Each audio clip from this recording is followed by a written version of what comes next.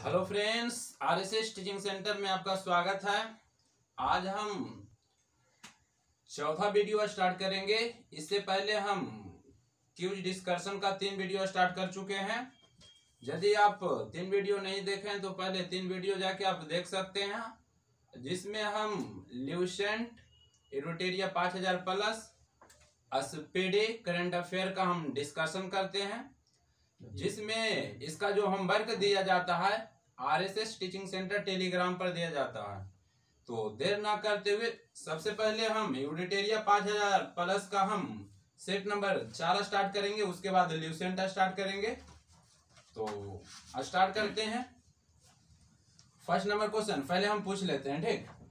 तो बोलिएगा, भारत में पर्यावरण संरक्षण अधिनियम कब पारित किया गया था? 1986। यानी कि भारत में पर्यावरण संरक्षण अधिनियम कब पारित हुआ था? 1986 में पारित हुआ था। लेकिन यदि वन्य संरक्षण अधिनियम बोलेगा, वन्य संरक्षण अधिनियम बोलेगा तो ये कब पारित हुआ था? 1972।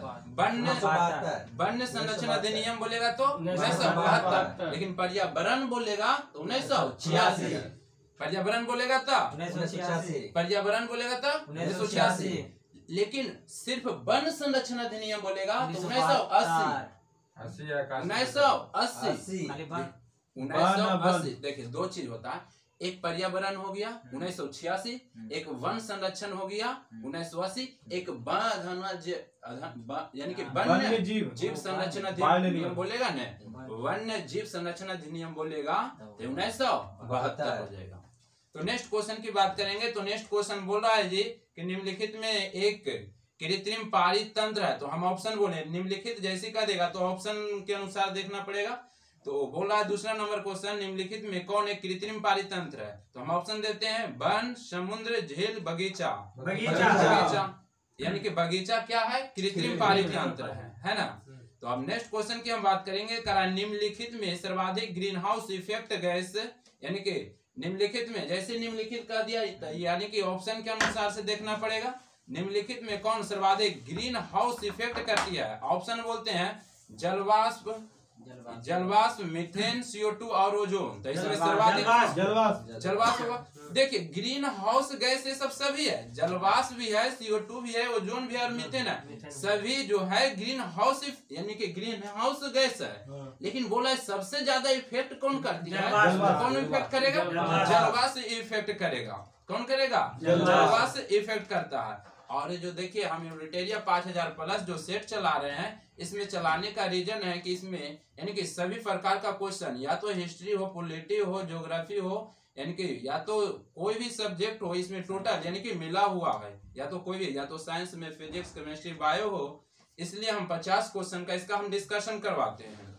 तो नेक्स्ट क्वेश्चन, और इसका पहले हम होमवर्क टेलीग्राम पर यानी कि डाल देते हैं। तो नेक्स्ट क्वेश्चन की अब बात करते हैं। तो नेक्स्ट क्वेश्चन, यानी कि इसमें ग्रीन हाउस सर्वाधिक इफेक्ट कौन करेगा? जलवाष्प करेगा। और जब ज्वालामुखी उद्गार होता है ना, तो वहां से भी सबसे ज्यादा क्या निकलता है? जलवाष्प ही निकलता है। सबसे ज्यादा क्या निकलता है? जलवाष्प ही निकलता है। तो नेक्स्ट क्वेश्चन की बात करते हैं। तो बोल रहा है कि भारत के मुख्य भूमि का दक्षिणतम बिंदु कौन है? कौन है? कन्याकुमारी। कभी भी क्वेश्चन में कह देगा भारत के मुख्य भूमि का कह देगा तो कन्याकुमारी, मुख्य भूमि का कह देगा तो कन्याकुमारी। लेकिन कहेगा कि भारत के दक्षिणतम बिंदु, डायरेक्ट कहेगा कि भारत के दक्षिणतम बिंदु तो इंदिरा पॉइंट। कहाँ? इंदिरा पॉइंट। भारत के दक्षिणतम बिंदु तो इंदिरा पॉइंट। लेकिन कहेगा भारत के मुख्य भूमि का तो क्या मानना? कन्याकुमारी। छोटू थोड़ा सा रुको, तो कुछ बोले क्या? अब नेक्स्ट क्वेश्चन की हम बात करेंगे जी। तो नेक्स्ट क्वेश्चन में क्या करा, देखिए अभी फिलहाल लाइट कटा हुआ है तो आप तो देख सकते हैं, लेकिन नेक्स्ट क्वेश्चन की बात करना है। नेक्स्ट क्वेश्चन में कह रहा है कि भारत में किस प्रकार का वन सर्वाधिक भाग में पाया जाता है? उष्णकटिबंधीय पर्णपाती वन। किस प्रकार का पाया जाता है? उष्णकटिबंधीय पर्णपाती वन। बिल्कुल सही बोल रहे हैं। तो बात करेंगे नेक्स्ट क्वेश्चन की। तो नेक्स्ट क्वेश्चन में क्या कर रहा है, निम्नलिखित कथनों में कौन सही है? तो हम यानी कि 2 गो दिया हुआ है, फिर बोलना है आपको ऑप्शन कि कौन सही है। तो फर्स्ट नंबर में हम बोलते हैं कि हिमालय के पश्चिमी भाग की अपेक्षा पूर्वी भाग में अधिक विविधता पाई जाती है। बिल्कुल सही, बिल्कुल यानी कि सही। पूर्वी भाग में अधिक पाया जाएगा, है पाया जाता ना। है। नेक्स्ट क्वेश्चन हम यानी कि नेक्स्ट ऑप्शन की बात करें, बोला कि हिमालय के पश्चिमी भाग की अपेक्षा पूर्वी भाग की चौड़ाई अधिक है। बिल्कुल गलत है। देखिए पूर्वी भाग के जो चौड़ाई कम है, ऊंचाई ज्यादा है, और पश्चिमी भाग जो है, पश्चिमी भाग ऊंचाई कम है और चौड़ाई ज्यादा है। तो ये भी गलत बोल दिया, लेकिन फर्स्ट नंबर जो था वो सही था, इसलिए कुट केवल एक हो जाएगा। ठीक है, और बात करते हैं नेक्स्ट क्वेश्चन में। तो कह रहा है कि अरब सागर में गिरने वाले भारत की सबसे बड़ी प्रायद्वीपीय नदी कौन है? नर्मदा नदी। कौन नदी है? नर्मदा नदी है। कौन नदी है? नर्मदा नदी है। तो नर्मदा नदी की बात करेंगे। चालू है, बंद किए थे क्या? चालू, रुक जाइए कैमरा। ठीक है, चालू, ठीक है, ठीक है, ठीक है। कुछ नहीं किए थे ना इसको आप कोई दिक्कत नहीं। ठीक है, ठीक है। मिस्टेक आदमी लाल देने छोड़िए, रहने दीजिए। ठीक है, एकदम ठीक कोई है। दिक्कत नहीं। चलिए अब आगे बोलिए। अब उधर छोड़िए ना, इधर क्वेश्चन बोलिए।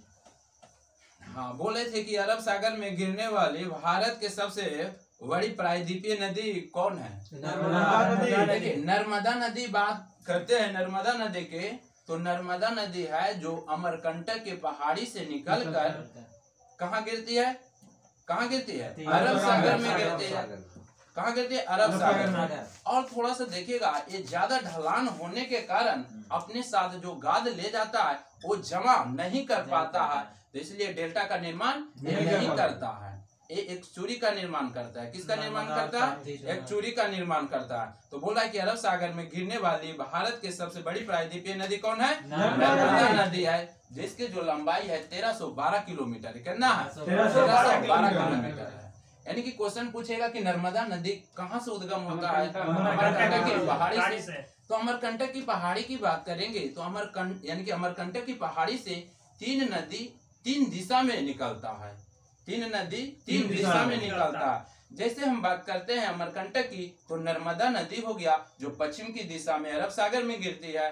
उसके बाद बात करेंगे एक सोन नदी है जो अमरकंटक नदी से निकल के ये पूर्व यानी कि ये दिशा कहाँ हो जाएगा?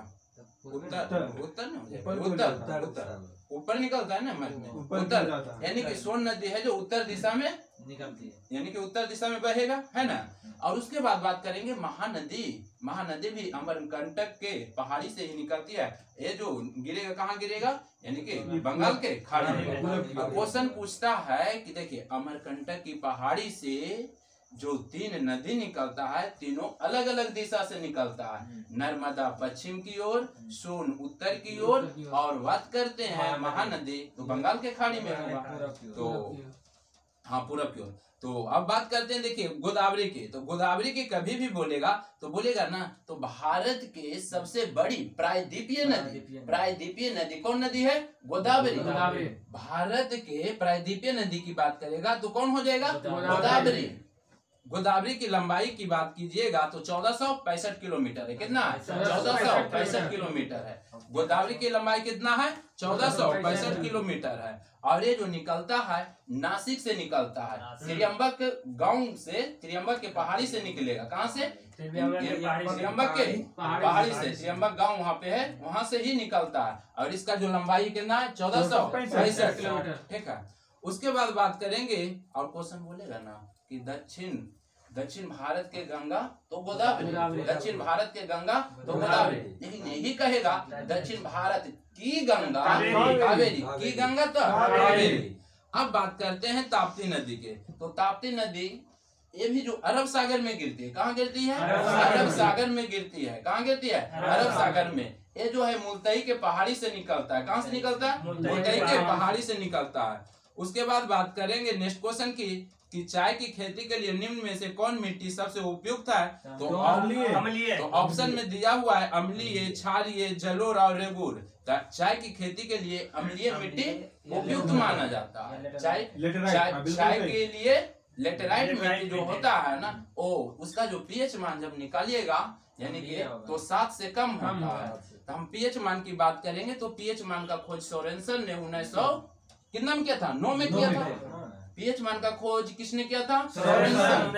1909 में। पीएच मान की बात करेंगे तो पीएच मान 0 से 14 तक मापा जाता है। कहां से कहां तक मापा जाता है?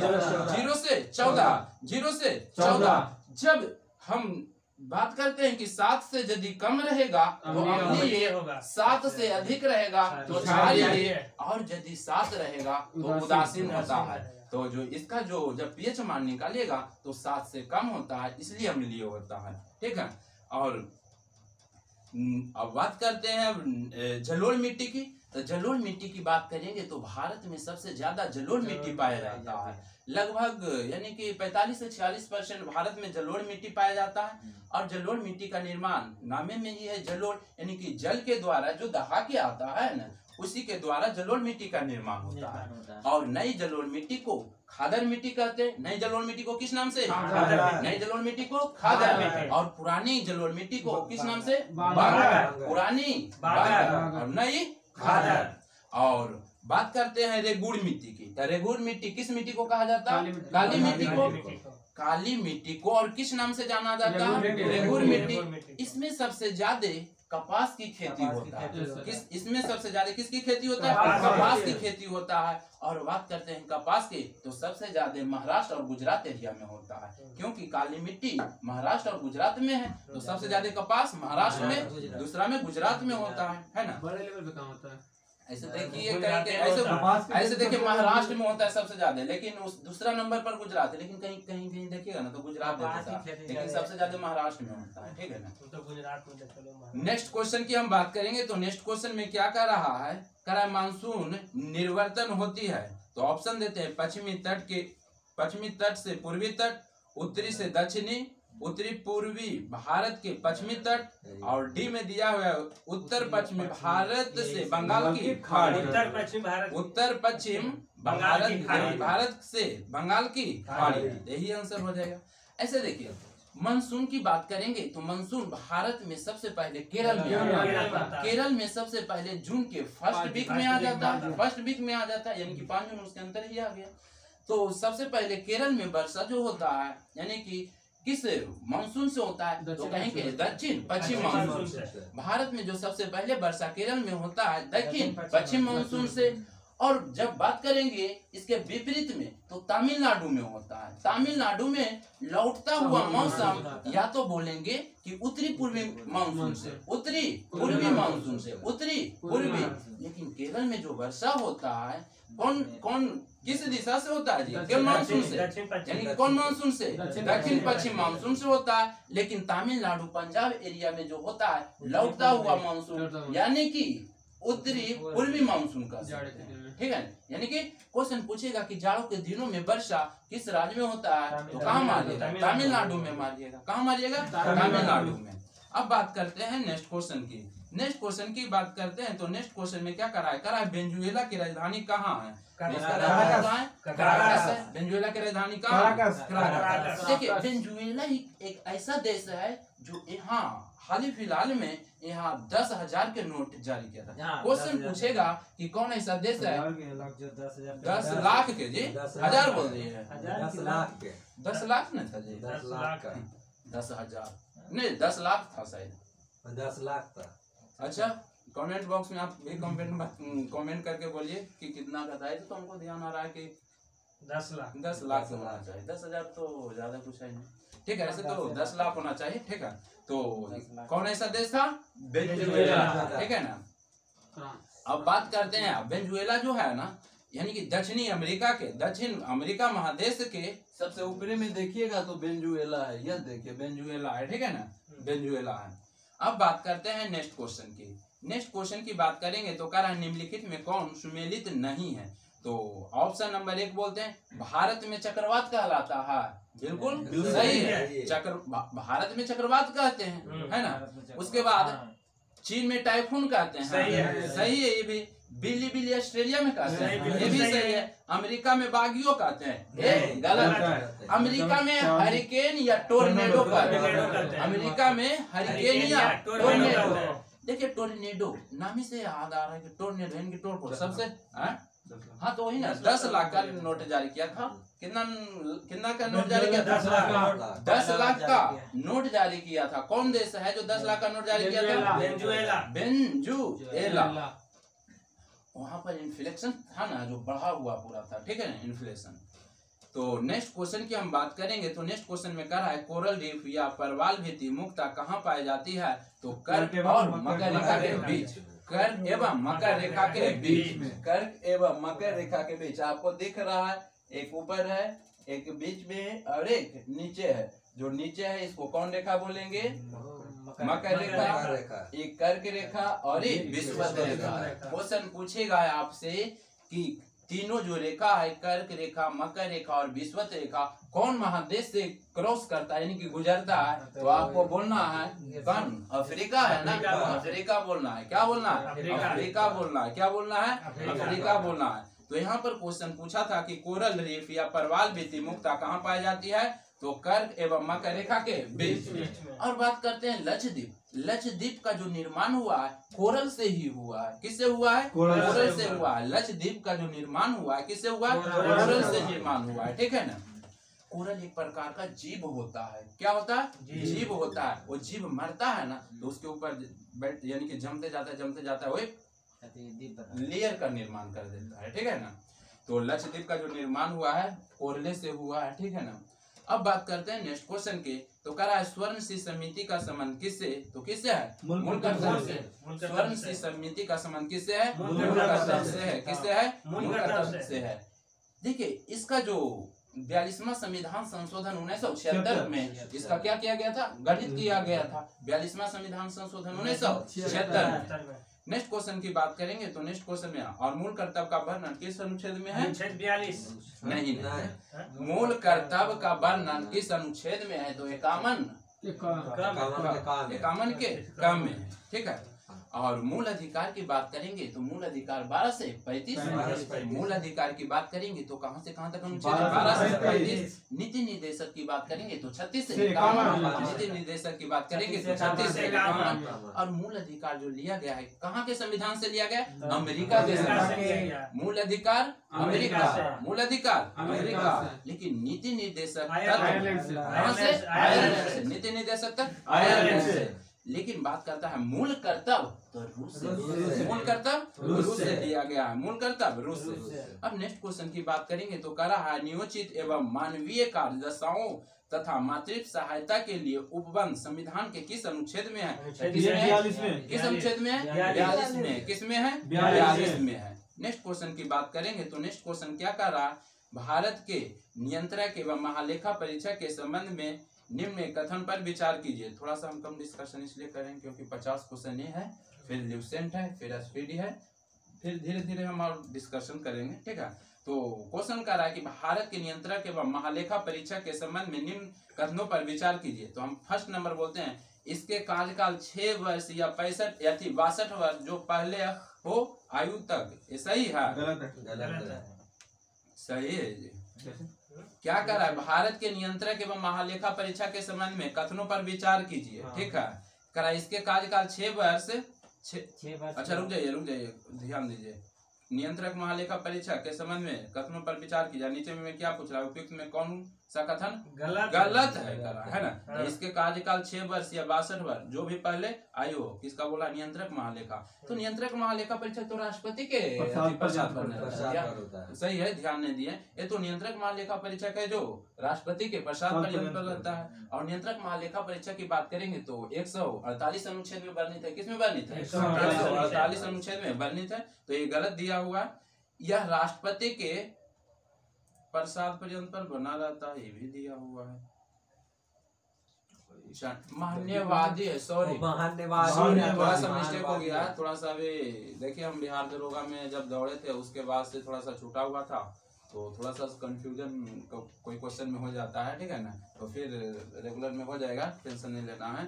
तो यहाँ पर देखिए थोड़ा सा मिस्टेक हो गया है। करा है राष्ट्रपति, यहाँ पर यानी कि जो राष्ट्रपति के पर्यंत पर जो बना होता है ना, महान्यवादी। नियंत्रक महालेखा परीक्षक नहीं, ठीक है ना, महान्यवादी होता है। मिस्टेक थोड़ा सा हो गया, ठीक। तो नेक्स्ट क्वेश्चन की हम बात करेंगे तो इसमें जो हो जाएगा ना, ये भी गलत हो जाएगा। और फिर नेक्स्ट क्वेश्चन में कह रहा है कि इसके वेतन एवं अन्य सेवा शर्त राष्ट्रपति द्वारा निर्धारित होती है, और बोला है उपयुक्त में कौन सा कथन गलत है, तो इसमें सभी गलत था, ठीक है ना। राष्ट्रपति के पश्चात पर्यंत कौन हो जाएगा, मान्यवादी हो जाएगा, जो वर्णन है किसमें 76 अनुच्छेद, मान्यवादी 76 अनुच्छेद में, किसमें 76 में। नेक्स्ट क्वेश्चन की बात करेंगे तो कह रहा है राज्यों में मुख्यमंत्री समेत यानी कि मंत्रियों की अधिकतम संख्या विधानसभा के कुल सदस्य संख्या के कितने प्रतिशत से अधिक नहीं होना चाहिए, 15% से अधिक नहीं होना चाहिए। जबकि देखिए अपवाद में दिल्ली है ना, वहाँ 10% से अधिक नहीं होना चाहिए, दिल्ली में 10% से अधिक नहीं होना चाहिए, 10% से अधिक नहीं होना चाहिए। जैसे वहाँ विधानसभा पे सीट 70 गो है तो उसका 10% लीजिएगा तो 7 आ जाएगा।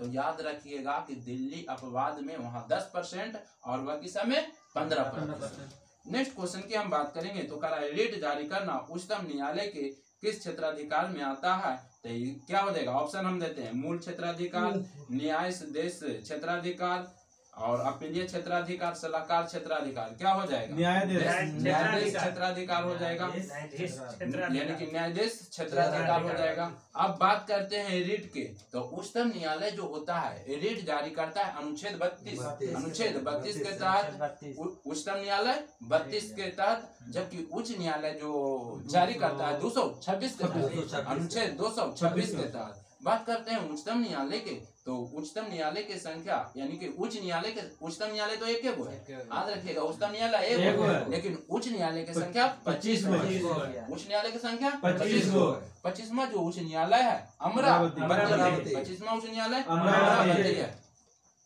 तो नेक्स्ट क्वेश्चन की हम बात करते हैं, तो नेक्स्ट क्वेश्चन में क्या कर रहा है, दल बदल अधिनियम संबंधी संशोधन कब पारित हुआ था, 1985 कब पारित हुआ था, 1985 बिल्कुल सही बोल रहे हैं। और किस अनुसूची में है, तो 10वीं अनुसूची में है, 10वीं अनुसूची में, किसमें है, 10वीं अनुसूची में। दल बदल अधिनियम कब पारित हुआ था, 1985 किस अनुच्छेद में है, सॉरी किस अनुसूची में है, 10वीं अनुसूची में। टेंशन नहीं लीजिए, धीरे धीरे एक्सपीरियंस आ जाएगा, जो छूटा हुआ है ना 1-2 महीना।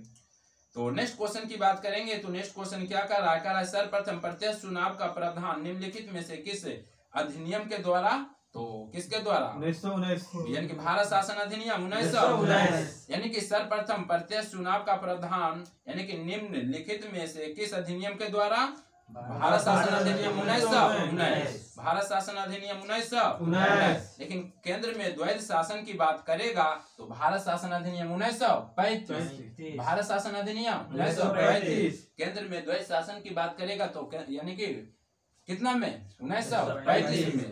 लेकिन और 1909 जो है इसमें क्या हुआ था, मार्ले मिंटो सुधार अधिनियम, जो मुस्लिमों के लिए अलग पृथक निर्वाचन के बात किया गया था, किसमें, 1909 में, मार्ले मिंटो सुधार अधिनियम 1909 में हुआ था। और बात करते हैं कि भारत परिषद अधिनियम 1892 में, तो इसमें क्या हुआ था, यानी कि विधान परिषद में बजट पर बहस करने का, यानी कि क्वेश्चन पूछेगा कि विधानसभा में जो बजट पर बहस किया गया था किसमें 1892 में, किसमें किया गया था 1892, यानी कि बजट पर बहस की बात करेगा तो 1892, मुस्लिमों के लिए पृथक निर्वाचन करेगा तो 1909, केंद्र में द्वैध शासन की बात करेगा तो 1935, लेकिन सर्वप्रथम प्रत्यक्ष चुनाव की बात करेगा तो 1919। नेक्स्ट क्वेश्चन की बात करेंगे और ध्यान दीजिएगा, जल्द ही बिहार पुलिस का भी वैकेंसी आने वाला है, यदि आप किसका भी आ गया, अच्छा, और यदि आपको पता है तो बोल दीजिए, ऐसे हमको मालूम नहीं से, लेकिन पता हुआ है कि इधर बिहार पुलिस कब आया वो, अच्छा आज जारी हुआ, तो बिहार पुलिस का भी जल्द ही वैकेंसी आने वाला है। तो यदि आप उसमें हर हाल में रिजल्ट कंफर्म करना चाहते हैं तो अभी ज्वाइन करें RSS टीचिंग सेंटर, काहे कि हम भी दिए हैं, जितना बार दिए हैं उतना बार रिजल्ट में कभी दिक्कत नहीं हुआ, लेकिन एक बार भी दौड़ने नहीं गए इसलिए नहीं दौड़ने गए, पता था कि हमसे दौड़ नहीं होगा, काहे कि पढ़ने वाला से दौड़ काहे मतलब होगा, लेकिन उतना छोड़ेंगे तो होगा। और इसमें दौड़ नंबर सिस्टम है, और तो किसी तरह का दिक्कत नहीं होगा, पता है कि किस तरह का क्वेश्चन पूछता है। यदि आप कंफर्म करना चाहते हैं तो आप ज्वाइन कीजिए, और जो होमवर्क दिया जाता है याद कीजिए, ठीक है, हर हाल में रिजल्ट होगा। और ऐसे भी हम ऑफलाइन में जब बाइक चलाते थे तो बिहार पुलिस में बैठने का जगह नहीं रहता था। यदि हमको आप जानते होंगे तो हम ऑफलाइन चलाते थे, तो आप जानते होंगे उस टाइम। तो नेक्स्ट क्वेश्चन की हम बात करेंगे जी। नेक्स्ट क्वेश्चन में क्या कह रहा है, नेक्स्ट क्वेश्चन यहाँ से ना कह रहा है, प्रधानमंत्री राष्ट्रपति को यानी कि सूचनाएं प्रदान करने संबंधित कर्तव्यों का उल्लेख किस अनुच्छेद में है? कर्तव्य का यानी कि प्रधानमंत्री राष्ट्रपति को सूचना प्रदान करने के संबंध में कर्तव्य का जो उल्लेख है किसमें है? 78 अनुच्छेद 78 में। देखिए एक दिन हम अनुच्छेद कराएंगे, दिवस भी कराएंगे और पुस्तक भी, क्योंकि ये सब जो है ना किसी भी एग्जाम में हर हाल में पूछता है, इसको हम कंटेस्ट करा देंगे। लेकिन अभी आपको कई बार बोल दी, देखिए 2-3 महीना से मेरा भी छूटा हुआ है, थोड़ा सा ज्यादा नहीं 5 से 6 दिन कर लेंगे, एक्सपीरियंस आ जाएगा। तो नेक्स्ट क्वेश्चन की बात करेंगे, करा निम्नलिखित में कौन सा देश प्रातः काल शांति भूमि लैंड ऑफ मॉर्निंग यानी कि मॉर्निंग टाइम के नाम से जाना जाता है? दक्षिण कोरिया। और बात करते हैं दक्षिण कोरिया और उत्तरी कोरिया को, तो कौन सी रेखा अलग करता है? 38वीं समानांतर रेखा। कौन अलग करता है? 38वीं समानांतर रेखा दक्षिण कोरिया और उत्तरी कोरिया। 17वीं समानांतर रेखा की बात करेंगे तो उत्तरी वियतनाम और दक्षिण वियतनाम। 17वीं समानांतर रेखा की बात करेंगे तो 49वीं की बात करेंगे तो यूएसए कनाडा। 49वीं की बात करेंगे तो यूएसए कनाडा। बात करेंगे 24वीं तो भारत पाकिस्तान। 24वीं की बात करेंगे तो रेड क्लिफ की बात करेंगे तो भारत पाकिस्तान, यानी कि रेड क्लिफ की बात करेंगे तो भारत पाकिस्तान। मैकमोहन की बात करेंगे तो भारत और चीन। मैकमोहन की बात करेंगे तो भारत और चीन। और बात करेंगे मैगिनोट रेखा तो जर्मनी और फ्रांस। मैगिनोट रेखा की बात करेंगे जर्मनी और फ्रांस। और बात करेंगे कौन बोलिए? हिंडनबर्ग। एगो बोलिए कोई ध्यान। जर्मनी या पोलैंड? हिंडनबर्ग जर्मनी पोलैंड से। हिंडनबर्ग जर्मनी और पोलैंड। आप कौन बोल रहे थे? डुरंड रेखा की बात करिएगा तो डुरंड रेखा देखिए 2 तरीका से पूछेगा। डुरंड रेखा बोलेगा कि सबसे पहले कौन 2 देश के बीच यानी कि था, तो सबसे पहले देखिए पाकिस्तान भी भारत के साथ था, तो उस समय डुरंड रेखा अफगानिस्तान और भारत के साथ। लेकिन वर्तमान में पाकिस्तान अलग हो गया है, तो डुरंड रेखा अफगानिस्तान और पाकिस्तान, तो निर्भर करता है किस तरीके से पूछता है। तो क्वेश्चन नेक्स्ट क्वेश्चन की बात करेंगे। तो नेक्स्ट क्वेश्चन कह रहा है कि विश्व जल संरक्षण दिवस कब मनाया जाता है? यानी कि विश्व जल संरक्षण दिवस 22 बिहार दिवस 22 बिहार दिवस 22 जनसंख्या दिवस 11 जुलाई जनसंख्या दिवस और 28 फरवरी दिया हुआ है विज्ञान दिवस 28 फरवरी विज्ञान दिवस 28 फरवरी और पर्यावरण दिवस 5 जून। दिवस है ना जो हर हाल में एकदम पूरा कंफर्म करना है, कहे कि कोई भी एग्जाम में हर हाल में वो पूछता है। दिवस हो गया, अनुच्छेद हो गया, पुस्तक हो गया, तो कुछ अनुच्छेद यानी कि कुछ हम दिवस की बात कर लेते हैं। जैसे में अंतर्राष्ट्रीय महिला दिवस 8 मार्च अंतर्राष्ट्रीय महिला दिवस। जनवरी की बात करेंगे तो 12 जनवरी राष्ट्रीय युवा दिवस। थल सेना दिवस 15 जनवरी थल सेना दिवस 15 जनवरी थल सेना दिवस 15 जनवरी। बात करेंगे 24 जनवरी के तो राष्ट्रीय बालिका दिवस 24 जनवरी राष्ट्रीय बालिका दिवस और 23 जनवरी को स्वतंत्र बोस के जन्म पर पराक्रम दिवस 23 जनवरी को कौन दिवस? पराक्रम दिवस। किनके जन्म दिवस पर? सुभाष चंद्र बोस पर। 14 नवंबर है बाल दिवस आज है। हाँ, तो और आगे बात करते हैं। हाँ, और बात करते हैं 23 जनवरी ने बोले 23 जनवरी पराक्रम दिवस स्वतंत्र बोस के जन्मदिन पर। 24 जनवरी बालिका दिवस। 25 जनवरी की बात करेंगे तो भारतीय पर्यटक दिवस लेकिन 20 पर्यटक की बात करेंगे तो 27 सितंबर। 20 पर्यटक की बात करेंगे तो 27 सितंबर। लेकिन भारतीय पर्यटक की बात करेंगे तो 25 जनवरी। उसके बाद करेंगे 26 जनवरी के गणतंत्र दिवस। निर्वाचन दिवस करें। निर्वाचन दिवस भारतीय निर्वाचन 25 जनवरी निर्वाचन दिवस 25 जनवरी निर्वाचन दिवस 25 जनवरी। लेकिन बोलना है 26 जनवरी को गणतंत्र दिवस। उसके बाद 30 जनवरी को शहीद दिवस। 30 जनवरी को शहीद दिवस। 30 जनवरी को महात्मा गांधी के शहीद पर है ना। 1 जुलाई डॉक्टर दिवस। 31 जनवरी 31 जनवरी 31 जनवरी पुष्ट हो गए। रुकिए 31 जनवरी 30 जनवरी के लिए महात्मा गांधी की बात था, पुष्ट है। कंफर्म नहीं बता सकते हैं, डोट है। कहने के अभी थोड़ा सा छूटा हुआ है, कम से कम 4 से 5 महीना, ज्यादा नहीं, 5 से 7 दिन टाइम दीजिए, उसके बाद कहीं से पूछिए ना। तो हम आगे बताते हैं, जनवरी हो गया, फरवरी की बात करते हैं। तो यानी कि विश्व कैंसर दिवस 4 फरवरी, विश्व कैंसर दिवस 4 फरवरी, विश्व कैंसर दिवस 4 फरवरी। उसके बाद बात करेंगे तो वैलेंटाइन डे 14 फरवरी, वैलेंटाइन डे 14 फरवरी तो फेवरेट होगा क्वेश्चन है ना, वैलेंटाइन डे 14 फरवरी। लेकिन यानी कि पुलवामा अटैक, हाँ इसी दिन हुआ था, 14 फरवरी पुलवामा डे। और उसके बाद बात करते हैं, अच्छा आगे बढ़ जाते हैं, तो बात करेंगे नेक्स्ट क्वेश्चन की बात करते हैं, इसलिए हम इसमें नहीं पढ़ते हैं। 30 जनवरी वही हमरा लग रहा है कि गांधी जी जाए के गेबे किलखिन आ कुछ निवारण करके गेलखिन, हमको याद था, लेकिन बोले नहीं कि अभी थोड़ा सा छोटा हुआ है, तो जो कन्फर्म है वो निकालिए, फिर तो हो जाएगा।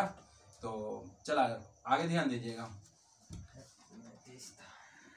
तो नेक्स्ट क्वेश्चन की हम बात करेंगे, कहाँ तक हुआ था जी, यहाँ था। तो स्वदेशी और बहिष्कार आंदोलन का अनुमोदन कांग्रेस के किस अधिवेशन में हुआ था? बनारस अधिवेशन 1905, बनारस अधिवेशन 1905। और इसकी अध्यक्षता गोपाल कृष्ण गोखले। अब की बार डबल स्टार। और हम ये कहना चाहते हैं, आप कोई भी एग्जाम की तैयारी कीजिए, जो कराया जा रहा है किसी भी एग्जाम का आप तैयारी कीजिएगा, उसमें हर हाल में क्वेश्चन आपको देखने को मिलेगा, तो आपको टेंशन नहीं लेना है कि सिर्फ दरोगा की तैयारी किया जा रहा है। अब की बार कोट पार। इस तरह से तैयारी कीजिए कि कोई भी एग्जाम दीजिए। नेक्स्ट क्वेश्चन की बात करते हैं, का विकास जी आप कुछ नहीं बोल रहे हैं, क्या बोले, अभी तो ठीक ही चल रहा है। ठीक नहीं, इससे अभी कुछ नहीं चला है, इससे 10 गुना ज्यादा ठीक होगा, अभी टेंशन का लेना। तो नेक्स्ट क्वेश्चन की बात करते हैं। नेक्स्ट क्वेश्चन में क्या कर रहा है, कितना 24। तो कांग्रेस के यानी कि कार्य समिति में भारत विभाजन का प्रस्ताव कब पारित हुआ था? कब हुआ था? 14 जून 1947। 14 जून 1947, ठीक है। और बात करते हैं 3 जून 1947 दिया हुआ है, तो 3 जून 1947 माउंटबेटन योजना, 3 जून 1947 माउंटबेटन योजना, 3 जून 1947। और फिर दिया हुआ है 14 अगस्त 1947। तो पाकिस्तान अलग कब हुआ था? पाकिस्तान जैसे में स्वतंत्रता दिवस मनाया था 14 अगस्त। नेक्स्ट क्वेश्चन की बात करेंगे, तो कह रहा है संविधान सभा की प्रथम बैठक, यानी कि भारत 15 अगस्त को मना पहले किया था। बोलना नेक्स्ट क्वेश्चन कि संविधान सभा की प्रथम बैठक का आयोजन किस गवर्नर जनरल के द्वारा किया गया था? तो कौन? Lord Wavell. संविधान देखिए 10 मेरे नजर में 10 टॉपिक ऐसा है ना, उसको हम करवाना बहुत जरूरी। जैसे में देखिए दिवस, अनुच्छेद, पुस्तक, जो गवर्नर जनरल है उसका शासनकाल, उससे पकड़ा जाएगा कि कौन गवर्नर जनरल, ये सब बात कर लीजिएगा ना, तो कहीं दिक्कत नहीं होगा, लेकिन बर्दाश्त कीजिए, सब याद हो जाएगा। तो इसका सही आंसर कौन हो जाएगा? लॉर्ड वेवेल हो जाएगा। नेक्स्ट क्वेश्चन की बात करेंगे कि मंगल पांडे ने प्रथम भारतीय स्वतंत्रता संग्राम की शुरुआत की, इसके उपरांत ब्रिटिश सरकार द्वारा इन्हें कब फांसी दिया गया था? 8 अप्रैल 1857। 8 अप्रैल 1857, यानी कि 8 अप्रैल 1857। 1857 की क्रांति की बात करेंगे, तो 1857 की क्रांति में कौन कहां से भाग लिए थे, तो उसके बारे में हम चर्चा करते हैं। जैसे में पटना से कौन भाग लिए थे? पीर अली। पटना से पीर अली, पासे पटना पासे पीर अली, पासे पटना पासे पीर अली। बिहार से वीर कुंवर सिंह, बस से बिहार, बस से वीर कुंवर सिंह, बिहार से वीर कुंवर, ऐसे जगदीशपुर से लिए थे वो, ठीक है ना। तो डायरेक्ट बिहार भी कोई देगा ना, तो मार दीजिएगा कौन जी? वीर कुंवर सिंह। उसके बाद बोलेंगे असम से, तो मनीराम दत्ता, यानी कि असम से मनीराम दत्ता। लखनऊ से बेगम हजरत महल, लखनऊ से बेगम हजरत महल। दिल्ली से खान बहादुर, दिल्ली से खान बहादुर, दिल्ली से खान बहादुर। उसके बाद रानी लक्ष्मीबाई झांसी से। रानी लक्ष्मीबाई कहाँ से? झांसी से। रानी लक्ष्मीबाई कहाँ से? झांसी से। उसके बाद आप बात कीजिएगा तो और कौन?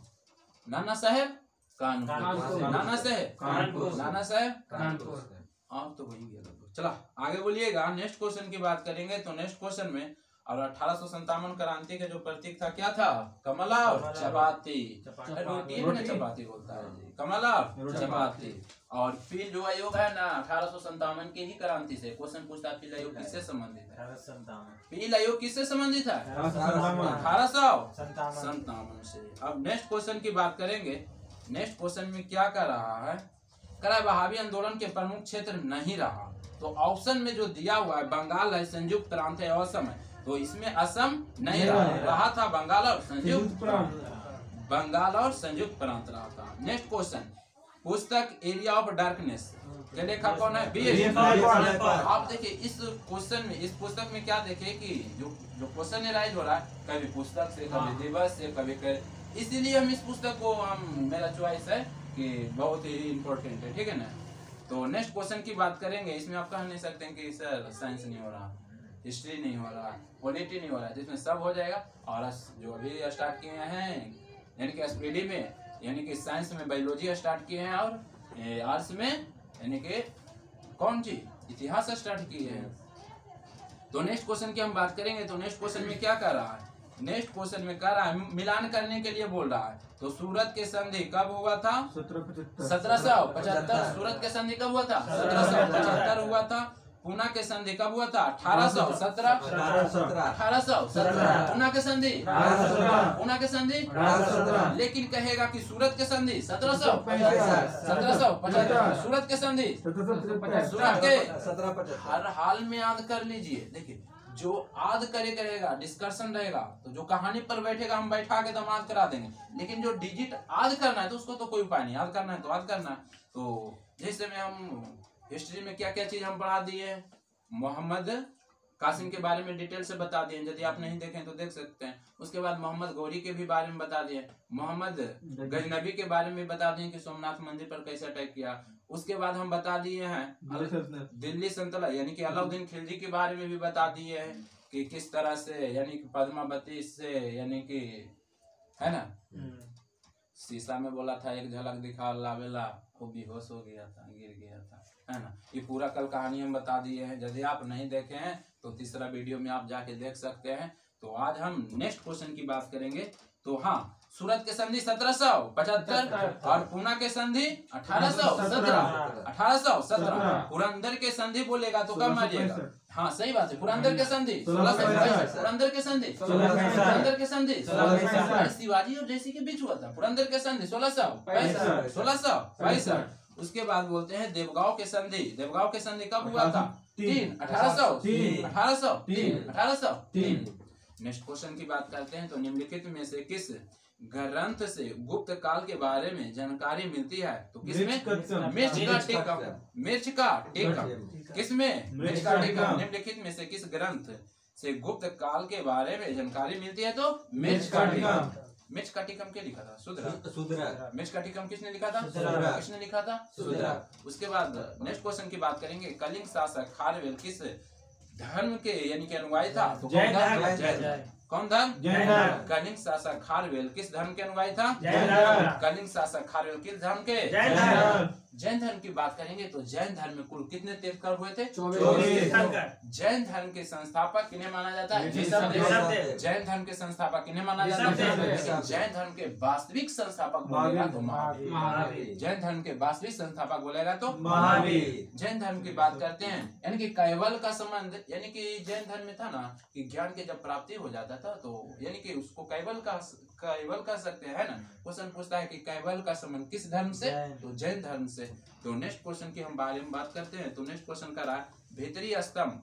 भीतरी स्तंभ अभिलेख किस शासक से संबंधित है? तो किससे संबंधित है? अशोक से संबंधित है। किससे संबंधित है? अशोक। दक्षिण भारत में स्थित कैलाशनाथ मंदिर किस शासकों के द्वारा निर्मित हुआ था? तो पल्लव। किसके द्वारा हुआ था? पल्लव के द्वारा। दक्षिण भारत में कैलाशनाथ मंदिर का निर्माण किस शासक के द्वारा हुआ था? पल्लव के द्वारा हुआ था। नेक्स्ट क्वेश्चन, सिकंदर की मृत्यु के बाद भारत ने अपनी गर्दन के दास्ता का यानी कि जुआ उतार फेंका, साथ ही अपने गवर्नरों की हत्या कर दी। इस मुक्ति के युद्ध के नायक सेंडोकोटस था। चंद्रगुप्त ने यानी कि चंद्रगुप्त के विषय में यह किसने लिखा था? क्या किसने लिखा था? एरियन का। किसने कहा था? किसने कहा यानी कि किसने लिखा था? एरियन ने लिखा था। एक बार आप सुनिए। सिकंदर की मृत्यु के बाद भारत ने अपनी गर्दन से दास्ता का जुआ उतार फेंका, साथ ही अपने गवर्नरों की हत्या कर दी। इस मुक्ति युद्ध का नायक सेंडोकोटस था। तो चंद्रगुप्त के विषय में यह किसने लिखा था? एरियन लिखा था। क्या लिखा था जी? एरियन। नेक्स्ट क्वेश्चन की बात करेंगे तो ध्वनि का प्रभाव मानव के मस्तिष्क के संवेदन कितने समय तक रहता है? 1/10 सेकंड। उसके बाद करते हैं तो ध्वनि की चाल निर्वात में कितना होता है? निर्वात में नहीं होता है। निर्वात में नहीं होता है। होता है क्या कि एग्जाम में सब जान रहे हैं, लेकिन एक क्वेश्चन रहेगा ना कि ध्वनि का चाल निर्वात में कितना होता है, तो मार दीजिएगा कुछ, लेकिन याद रखेगा निर्वात में ध्वनि का चाल नहीं होता है। निर्वात में होता क्या? निर्वात में वैक्यूम, जहाँ हवा नहीं है, जहाँ वैक्यूम, ठीक है ना। और ध्वनि के चाल के लिए माध्यम की जरूरत पड़ता है, माध्यम की जरूरत पड़ता है, इनकी हवा की जरूरत पड़ेगा भी। ठोस में भी माध्यम है एक तरह से, लेकिन जब निर्वात में जाइएगा तो हाँ निर्वात है यानी कि वैक्यूम है, कुछ नहीं है, इसलिए ध्वनि का चाल। हाँ, तो नेक्स्ट क्वेश्चन की बात करेंगे तो नेक्स्ट क्वेश्चन में क्या करा है? नेत्र में प्रकाश करने वाले प्रकाश की मात्रा का नियंत्रण निम्न में से किस अंग के द्वारा होता है? आइरिस के द्वारा। किसके द्वारा होता है? आइरिस के द्वारा होता है। आंख का कौन सा भाग है जो दान दिया जाता है? कौन दिया जाता है? कौन सा भाग? कॉर्निया दिया जाता है। तो बोलना है कि एक स्वस्थ, सबको गलती करवाते हैं, बोलना है कि एक स्वस्थ नेत्र के अधिकतम दूरी कितना होता है? 25 सेंटीमीटर। अनंत होता। अधिकतम कहेंगे तो 25 सेंटीमीटर नहीं, अधिकतम कहेंगे तो अनंत। कहाँ तक देख सकते हैं इसका कोई है ना? कहेगा ना कि एक स्वस्थ नेत्र के न्यूनतम दूरी तो 25 सेंटीमीटर, न्यूनतम दूरी 25 सेंटीमीटर, और अधिकतम दूरी कहेगा तो अनंत मारना है। वहाँ पर ऑप्शन रहेगा तो नहीं मार दीजिएगा 25। ठीक, नेक्स्ट क्वेश्चन, जबकि हम पहले बोल दिए थे। नेक्स्ट क्वेश्चन, रक्त की अशुद्धियाँ किस अंग में जाकर छनती है? किडनी जिसको कहते हैं, किडनी कहते हैं जिसको, यानी कि किस में छनेगा? बिरिक में छनेगा। बिरिक में छनेगा। और एक आदमी में एक किडनी होगा? नहीं, दो। ध्यान, एक आदमी रहेगा जो ज्यादा दिन टिकाऊ नहीं रहेगा, तुरंत चल जाएगा, कोई जरूरी नहीं है। चला ध्यान सही है। दीजिएगा, मजबूत रहेगा तो ध्यान दीजिएगा। यानी कि याद रखिएगा क्या क्वेश्चन था? करा है कि रक्त की अशुद्धियाँ किस अंग में जाकर छनती है? तो किडनी में। और किडनी की वजन की बात करेंगे तो 140 ग्राम होता है, 150 ग्राम मिलेगा, मार देना। ऐसे 140 ग्राम होता है, ठीक है ना? नहीं रहेगा ऑप्शन, 150 रहेगा, 150 मार देना। और ब्रिक की बात करेंगे तो ब्रिक की क्रियात्मक इकाई को नेफ्रॉन कहा है। नेफ्रॉन। तंत्रिका तंत्र कहेगा तो न्यूरॉन मारना, तंत्रिका तंत्र कहेगा तो न्यूरॉन, लेकिन ब्रिक की इकाई बोलेगा तो क्या मारना है? नेफ्रॉन बोलना है। ब्रिक की इकाई नेफ्रॉन। तो नेक्स्ट क्वेश्चन की बात करेंगे तो नेक्स्ट क्वेश्चन क्या कर रहा है? रक्त का कितना प्रतिशत भाग प्लाज्मा होता है? 55 से 60। 55 से 60। कल भी ल्यूसेंट में आया था, तो 55 से 60। देखिए रक्त का कितना प्रतिशत भाग प्लाज्मा होता है? 55 से 60%। जबकि जो बचता है और शेष जो यानी कि रक्त यानी कि क्या कर सकते हैं? रक्त कणिकाएं होता है, ठीक है ना? रक्त कणिकाएं जो बचता है 40 से 45। और सीरम जो बोल रहा है ना, ब्लड में जो आप प्लाज्मा निकालिएगा जो बचेगा वही सीरम बचेगा, ठीक है ना? तो नेक्स्ट क्वेश्चन की हम बात करेंगे, और जो प्लाज्मा में जल की प्रतिशत पूछेगा तो 90%। क्वेश्चन पूछा हुआ है कई बार, ऐसे क्वेश्चन पूछेगा कि ब्लड में कितना प्रतिशत प्लाज्मा, तो 55 से 60। ब्लड में कितना प्रतिशत प्लाज्मा, तो 55 से 60। लेकिन पूछेगा प्लाज्मा में जल के प्रतिशत 90%। प्लाज्मा में जल के प्रतिशत 90% होता है, याद रखिएगा। नेक्स्ट क्वेश्चन की बात करेंगे तो नेक्स्ट क्वेश्चन क्या कर रहा है? एक पौधे पर पुष्पन होने के लिए उत्तरदायी हार्मोन क्या है? फ्लोरोजिन। क्या है? फ्लोरोजिन। क्या है? फ्लोरोजिन है। तो ये जो है ना यानी कि पादप हार्मोन है। कैसा हार्मोन है? पादप हार्मोन है। पादप हार्मोन में जैसे में हो जाएगा जिब्रेलिन हो जाएगा, जिसमें जिब्रेलिन यानी कि ऑक्सीजन साइटोसिन, और हो जाएगा एथिलीन हो जाएगा। एथिलीन क्वेश्चन पूछता है ऐसे जी कि जो पेड़ में जो डायरेक्ट पूछेगा फल पकता है वो किससे पकता है, तो ऑप्शन में दे देगा एसिटिलीन, एथिलीन, इस तरह से दे देगा। तो निर्भर करता है, देखिए यदि आप कृत्रिम तरीका से पकाइएगा तो एसिटिलीन होता है। कार्बेट जो पकाते हैं ना उसमें एसिटिलीन गैस होता है। तो कृत्रिम तरीका से पकाइएगा, तोड़ के लाए या पकाए तो एसिटिलीन जो कार्बो यानी कि क्या होता है कार्बेट, उसमें एसिटिलीन होता है। लेकिन पेड़े में पक जाएगा तो इथिलीन गैस के द्वारा, तो प्राकृतिक रूप से पका। ठीक है ना। तो नेक्स्ट क्वेश्चन की हम बात करते हैं। नेक्स्ट क्वेश्चन क्या करा है, इंद्रधनुष किसके कारण होता है? प्रवर्तन के कारण। इंद्रधनुष किसके कारण होता है? प्रवर्तन के कारण। फिर गलती करियो, दोपहरिया में यानी कि दोपहर में इंद्रधनुष कहाँ बनेगा? दूर पर की क्या प्लेस है? अच्छा छोड़िए, आज रखिएगा जब भी इंद्रधनुष बनेगा ना, तो जो आप पहले जब भी इंद्रधनुष बनेगा ना तो बारिश होगा ना, तो सूर्य जिधर रहेगा उसके अपोजिट अपोजिट में बनेगा। जैसे में बारिश हो रहा है सुबह में, सुबह 8 बजे, तो इंद्रधनुष किधर बनेगा? पश्चिम। यदि पश्चिम में सूर्य है भी बात का मतलब, तो इंद्रधनुष पूरब में यानी कि अपोजिट बनेगा, सूर्य के अपोजिट। दोपहर में नहीं बनता। नेक्स्ट क्वेश्चन की बात करेंगे तो नेक्स्ट क्वेश्चन क्या कहता? नेक्स्ट क्वेश्चन में कह रहा है, कभी देखे हैं? कभी नहीं देखे होंगे, ऊपर करके देखें कि कभी इंद्रधनुष होना, जब भी या तो इधर या तो इधर देखे, ऊपर रहेगा तो नीचे देखे। चलो अच्छा नहीं एक वो शायरी कुछ कहिए विकास जी, मोटिवेशन वाला। आज के कहे हैं? आज तो नहीं किए हैं, बाकी इनको देख कर आज तो हमारा मन खुश है। मोची बना लिए हैं। चलिए मंजिल ने हौसलों से कहा तेरे बस की बात नहीं। मंजिल ने हौसलों से कहा तेरे बस की बात नहीं। हौसलों ने मंजिल यानी कि आंखों में आंखें डाल के बोला चल जोटे। तो नेक्स्ट क्वेश्चन की हम बात करेंगे। नेक्स्ट क्वेश्चन की बात करेंगे। नेक्स्ट क्वेश्चन चला ऐसे करबो तो कैसे? चला आप ऊपर आ जाइए, तो पहले आप नीचे से एकदम नहीं हाउस नहीं कीजिएगा, ठीक है ना। लेकिन कल से याद रखिएगा, जब भी बैठिएगा तो ऊपर बैठे पड़ेगा, नीचे से आप थोड़ा सा। नेक्स्ट क्वेश्चन की हम बात करेंगे। नेक्स्ट नहीं हम घरे भेजा दो वीडियो। तो नेक्स्ट क्वेश्चन की बात करेंगे। तो नेक्स्ट क्वेश्चन में क्या कर रहा है? हाँ नहीं हंसी मजाक कीजिएगा, कोई दिक्कत नहीं, ठीक है ना। सीरियसली नहीं पढ़ना है, हंसी मजाक में पढ़ना की मनोहर जी। लेकिन हर हाल में महानंदपुर के एक व्यक्ति हैं जो नालंदा डिस्ट्रिक्ट में पढ़ता है, मनोहर कुमार, वो बोल रहे हैं कि क्या, फिर से बोलिएगा। ऐसा पढ़ना है कि नौकरी खरीदना है, बाकी सब कुछ हो जाए। देख रहे हैं डिमोटिवेट करना चाहते हैं, लेकिन उनके बात पर नहीं रहना है। अब की बार डबल स्टार लेके रहना है, ठीक है। तो नेक्स्ट अब मुकेश जी नेक्स्ट क्वेश्चन की अब बात करेंगे। डबल स्टार दम जरूरी है, दम था थोड़ा सा और इधर चलो। बीपीएससी का रिजल्ट आया तो मिठाई तो खिलाना पड़ेगा। तो नेक्स्ट क्वेश्चन की बात करेंगे। क्या मुकेश हलवाई का ऑर्डर दे दीजिए तो 5 मिनट। नेक्स्ट क्वेश्चन तेजी में।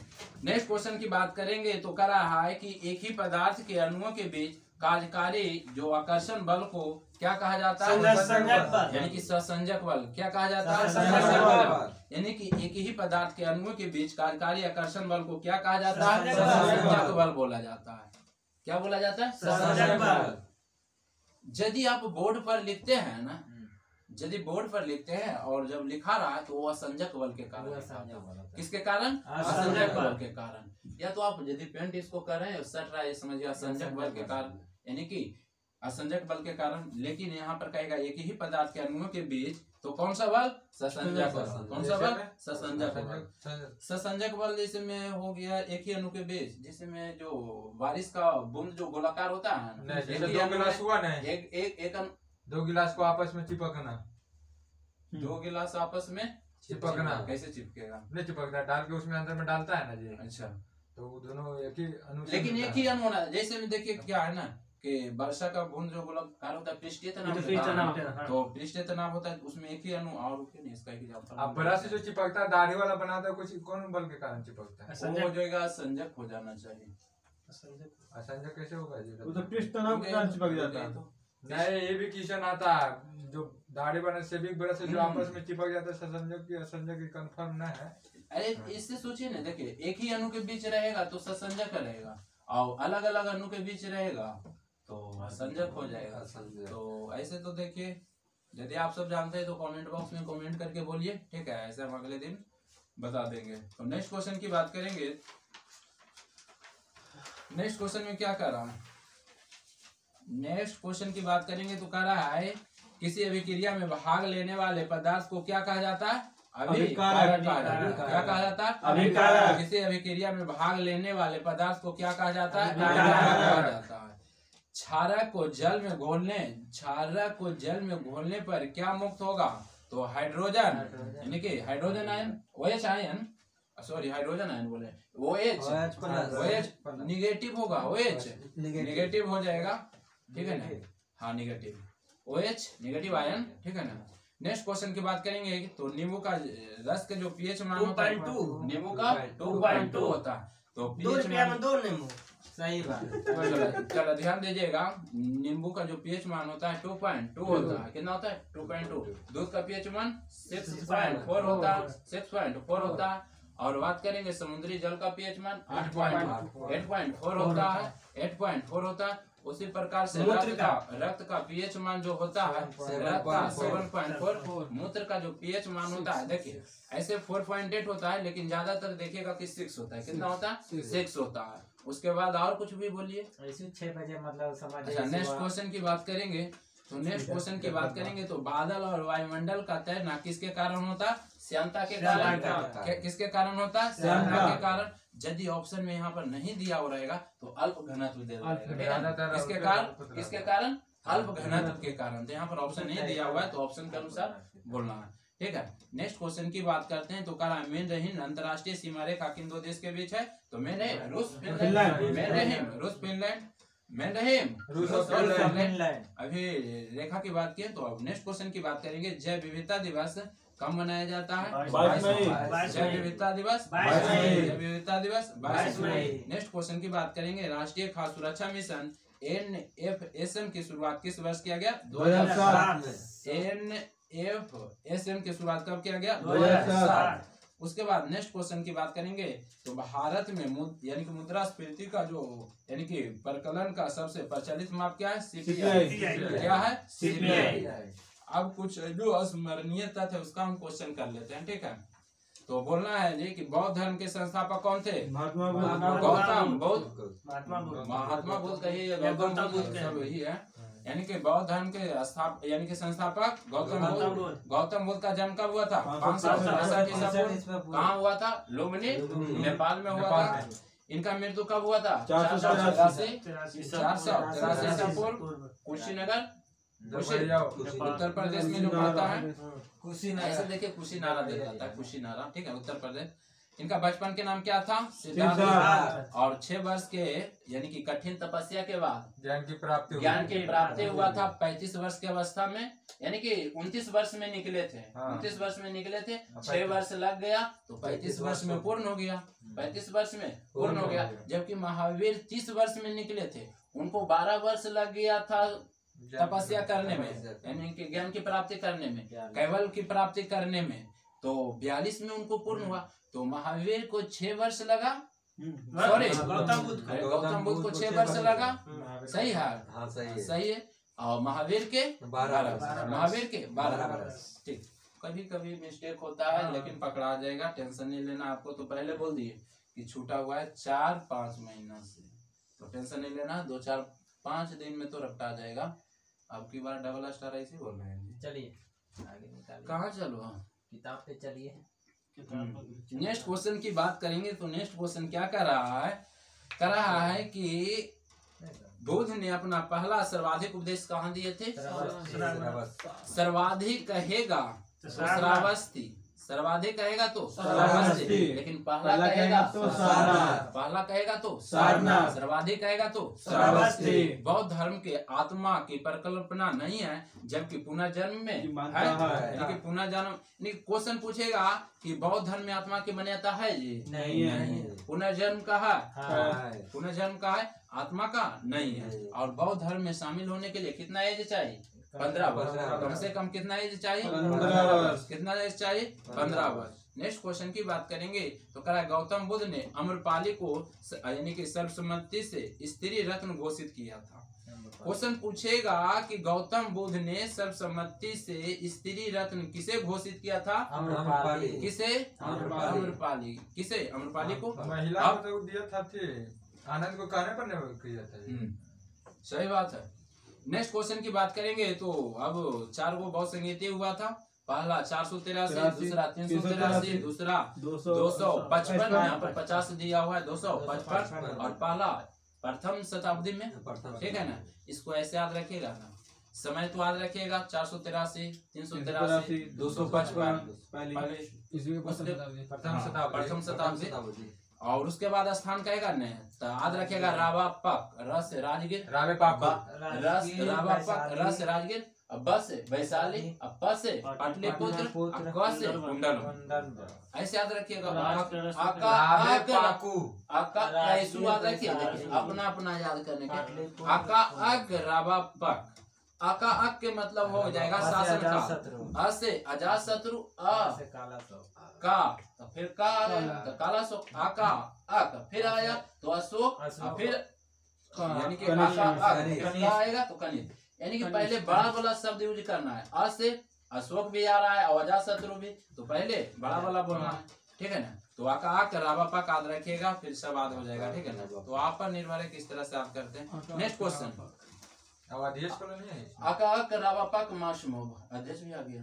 चला नेक्स्ट क्वेश्चन की बात करेंगे तो जैन धर्म के संस्थापक, जैन धर्म के 22वें एवं 23वें तीर्थंकर। 22वें अरिस्टोनेमी, 22वें 23वें पारसनाथ, 23वें पारसनाथ। महावीर स्वामी कैमे तीर्थंकर?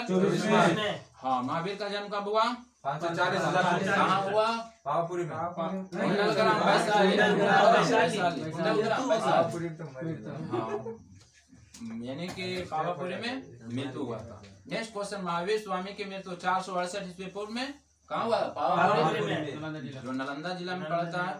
महावीर के बचपन का नाम वर्धमान, महावीर के बचपन का नाम वर्धमान। इन्होंने 30 वर्ष की अवस्था में सन्यासी जीवन गुजारा और 12 वर्ष के कठिन तपस्या में बिजुपालका नदी के तट पर कौन वृक्ष के नीचे? साल के नीचे कैवल्य की प्राप्ति की है। यानी कि जैन धर्म में ज्ञान को क्या बोला जाएगा? कैवल्य हो जाएगा।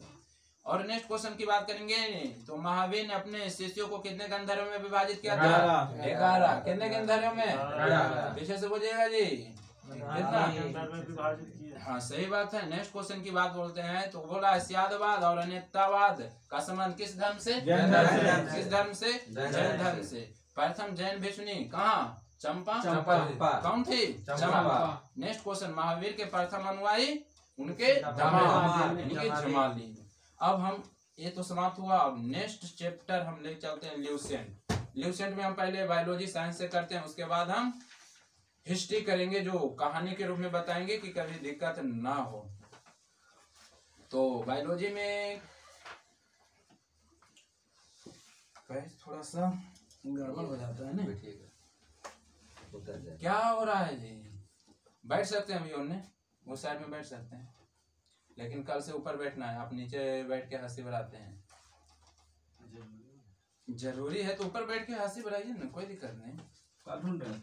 अच्छा, बायोलॉजी निकाल रहे हैं जी, चलो बायोलॉजी निकालिए।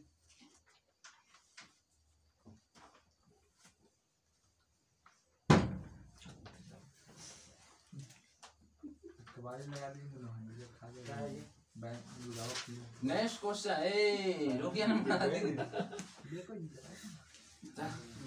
चला नेक्स्ट क्वेश्चन की बात करेंगे। ऐसे भी रिकॉर्ड की अब बात करते हैं तो अब साइंस में देखिए, गप नहीं कीजिएगा, ठीक है? अभी तो वीडियो अपलोड करें डायरेक्ट, कुछ दिन जल्द ही लाइव रहेगा। तो ने अब बोलते हैं साइंस से, पूछते हैं आज रक्त के कार्य। तो सबसे पहले हम पूछते हैं कल जो होमवर्क था उसके, तो बोलिएगा ब्लड ग्रुप कितने प्रकार के होता है? 4 प्रकार। ब्लड ग्रुप 4 प्रकार के। कौन कौन होता है? ए और ए बी और ओ। ए बी और ओ को सर्वदाता ब्लड ग्रुप कहा जाता है। अब ऐसे देखिएगा निगेटिव पॉजिटिव में लीजिएगा तो ओ निगेटिव को सर्वदाता ब्लड ग्रुप कहा जाता है और ए बी पॉजिटिव को सर्वग्राही ब्लड ग्रुप कहा जाता है। तो आपको ये बोलना है, क्वेश्चन बोलिएगा कि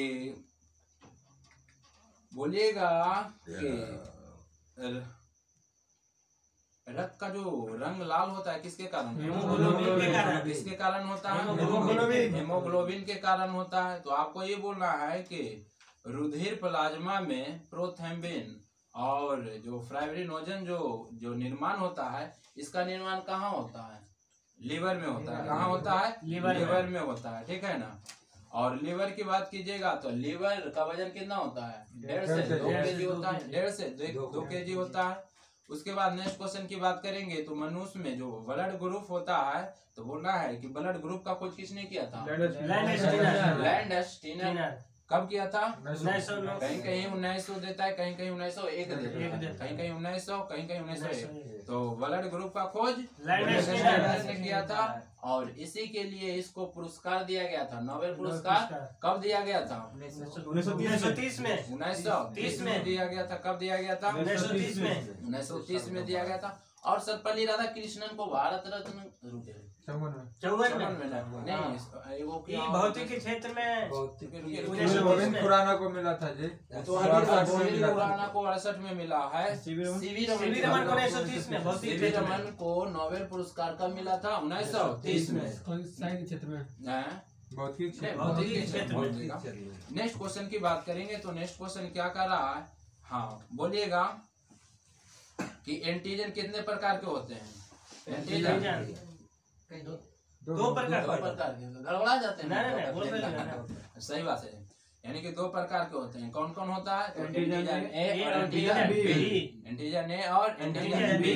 उसके बाद आपको बोलना है, देखिए एंटीजन की बात करिएगा तो एंटीजन की बात कीजिएगा तो जो आपको ब्लड ग्रुप रहेगा, जिसमें ब्लड ग्रुप ए है तो एंटीजन ए रहेगा। यानी कि जो ब्लड ग्रुप का निर्धारण होता है एंटीजन से होता है। किससे होता है? एंटीजन से होता है। किससे होता है? एंटीजन से।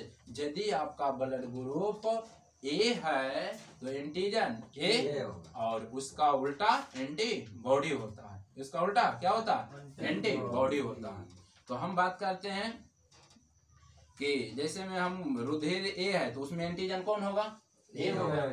बी ब्लड ग्रुप है तो उसमें एंटीजन कौन होगा? बी होगा। यानी कि कह सकते हैं ब्लड ग्रुप का जो निर्धारण होता है किससे होता है? एंटीजन से होता है। किससे होता है? एंटीजन। और एंटीजन के विपरीत में क्या होता है? एंटीबॉडी। अब जैसे में हम बात करते हैं कि ब्लड ग्रुप ए है तो एंटीजन ए रहेगा।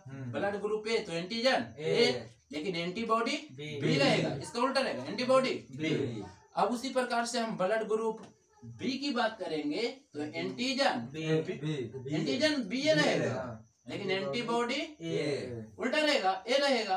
अब बात करते हैं ब्लड ग्रुप ए बी के, तो ब्लड ग्रुप ए बी है तो एंटीजन ए बी रहेगा।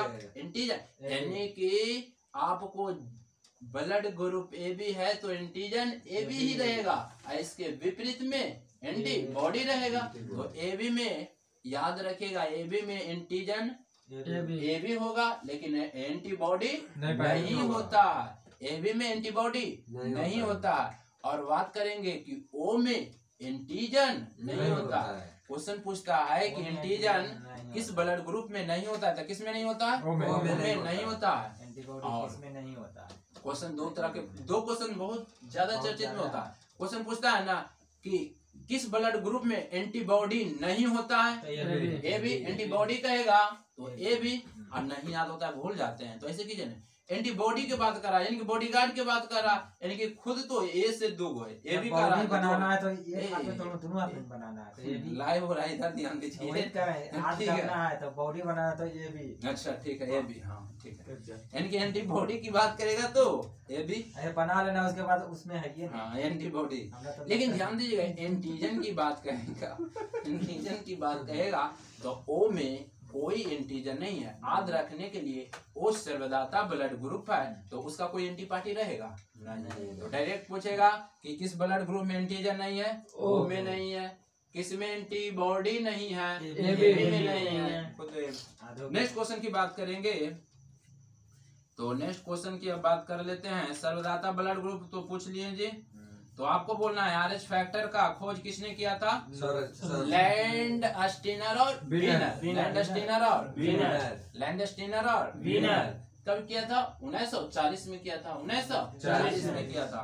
कब किया था? 1940 में किया था।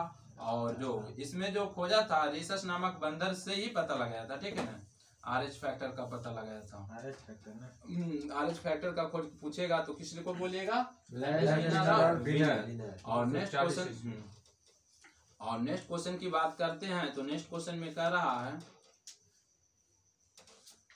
बोलिएगा। अब देखिए एक क्वेश्चन ये पूछता है कि जैसे में माता का ब्लड ग्रुप O है, पिता का ब्लड ग्रुप AB है, तो संतान में कौन कौन ब्लड ग्रुप हो सकता है? बहुत इंपॉर्टेंट है, तो हम निकालने के लिए बता देंगे। तो अभी तो इस पर पुस्तक है, हम कल वाला में हम बता देंगे कि देखिए पिता का ब्लड ग्रुप A, माता के B, तो संतान में होने वाला ब्लड ग्रुप, इससे आप पता कर सकते हैं कि मेरा संतान है, ठीक है ना। अब जैसे मेरे है कि कोई बोला कि नहीं मेरा संतान है, वो बोला मेरा संतान है ना, तो आप कहिएगा, आप चेक करवा सकते हैं, तो फिर DNA टेस्ट से हो जाएगा, ठीक है ना। तो पूरा खानदान पता चलता है। ध्यान दीजिएगा, कहने का मतलब है ना, इस तरह का क्वेश्चन पूछता है कि देखिए माता का ब्लड ग्रुप AB, पिता का ब्लड ग्रुप O, तो होने वाले संतान में कौन कौन ब्लड ग्रुप हो सकता है? या तो ऐसे कह सकता है, देखिए ज्यादा हार्ड क्वेश्चन करेगा तो ऐसे, पिता का ब्लड ग्रुप A, माता का AB, तो यानी कि होने वाले बच्चे कौन कौन ब्लड ग्रुप के हो सकते हैं, और वो जो ब्लड ग्रुप होगा कितना प्रतिशत, जैसे में अब AB हो गया, जैसे में हम निकालने वाला बताएंगे ना, तो उसमें समझ जाएगा, ठीक है। तो हो सकता है कल निकालने वाला बता देंगे, ठीक है। तो नेक्स्ट क्वेश्चन हम पूछते हैं, नेक्स्ट क्वेश्चन पूछते हैं, तो बोलते हैं भोजन जो पचना शुरू होता है कहाँ से शुरू होता है? मुख से शुरू होता है। कहाँ से पचना शुरू होता है? मुख से पचता है ना, वो कार्बोहाइड्रेट रहता है। क्या रहता है? कार्बोहाइड्रेट रहता है। और नेक्स्ट क्वेश्चन की हम बात करेंगे, तो भोजन के संपूर्ण पाचन की प्रक्रिया कितने अवस्था से गुजरता है? 5 अवस्था से। कितने अवस्था से? 5 अवस्था से गुजरता है। और नेक्स्ट क्वेश्चन की हम बात करेंगे, तो नेक्स्ट क्वेश्चन बोल रहा है,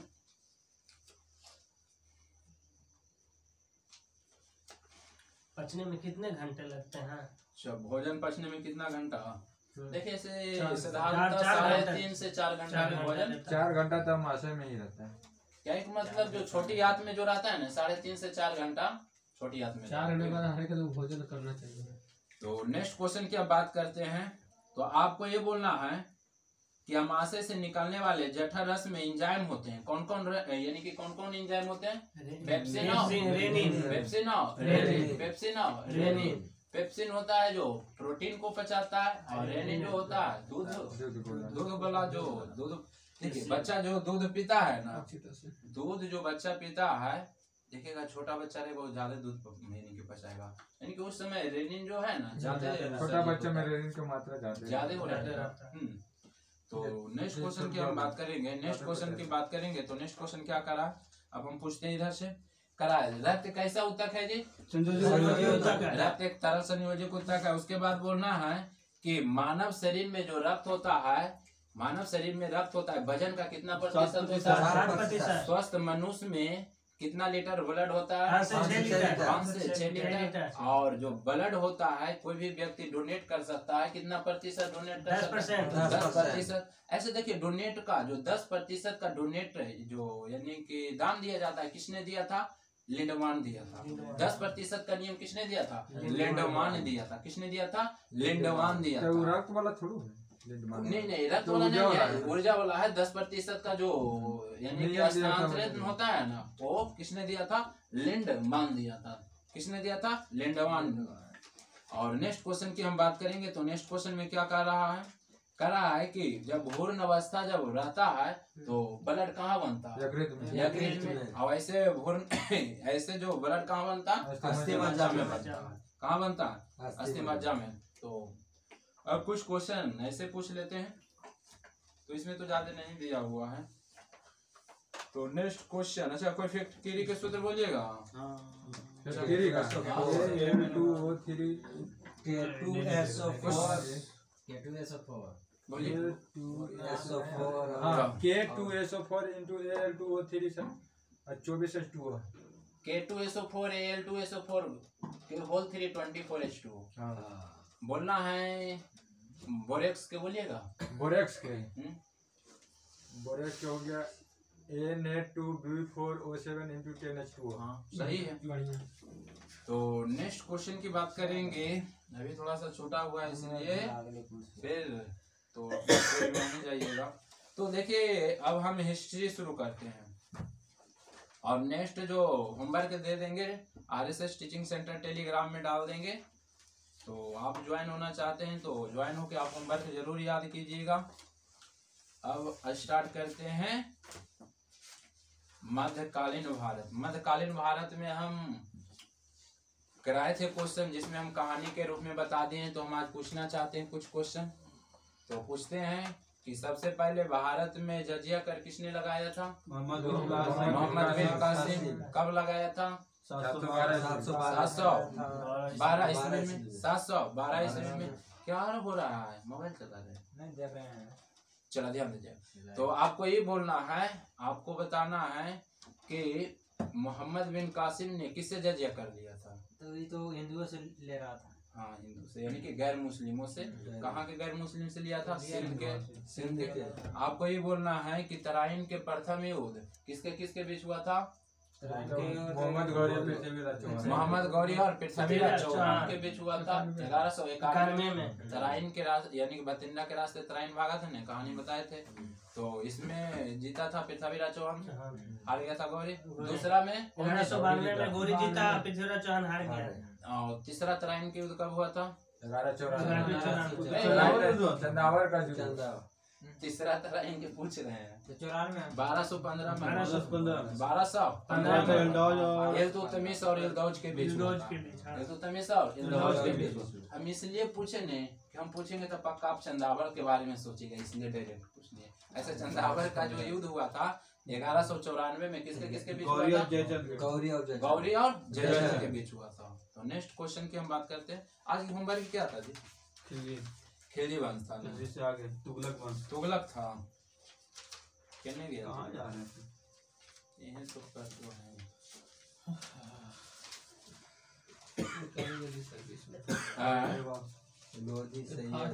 हाँ थोड़ा सा फास्ट कर रिकरेंट पूछना है सर। अच्छा थोड़ा सा ज्यादा टाइम कर दिए ना, थोड़ा सा नहीं, कल से रेगुलर से ही टाइम पर हो जाएगा, ठीक है ना। थोड़ा सा ज्यादा हंसी मजाक भी हो गया, ठीक है ना। कल से पक्का 6 बजे शुरू कर देंगे, ठीक है ना। और टाइम का वेस्ट नहीं करेंगे इस तरह से जिस तरह से हुआ है, ठीक है। तो अब स्टार्ट करते हैं। कौन वंश? तुगलक वंश। जी तो कल हम बता दिए थे तुगलक वंश। तो हम पहले क्वेश्चन कर देते हैं, उसके बाद हम कहानी के रूप में डिस्कशन करेंगे। तो तुगलक वंश के बाद बोलिएगा जी कि तुगलक वंश की स्थापना किसने किया था? गयासुद्दीन तुगलक। तुगलक वंश की स्थापना किसने किया? गयासुद्दीन तुगलक 1320।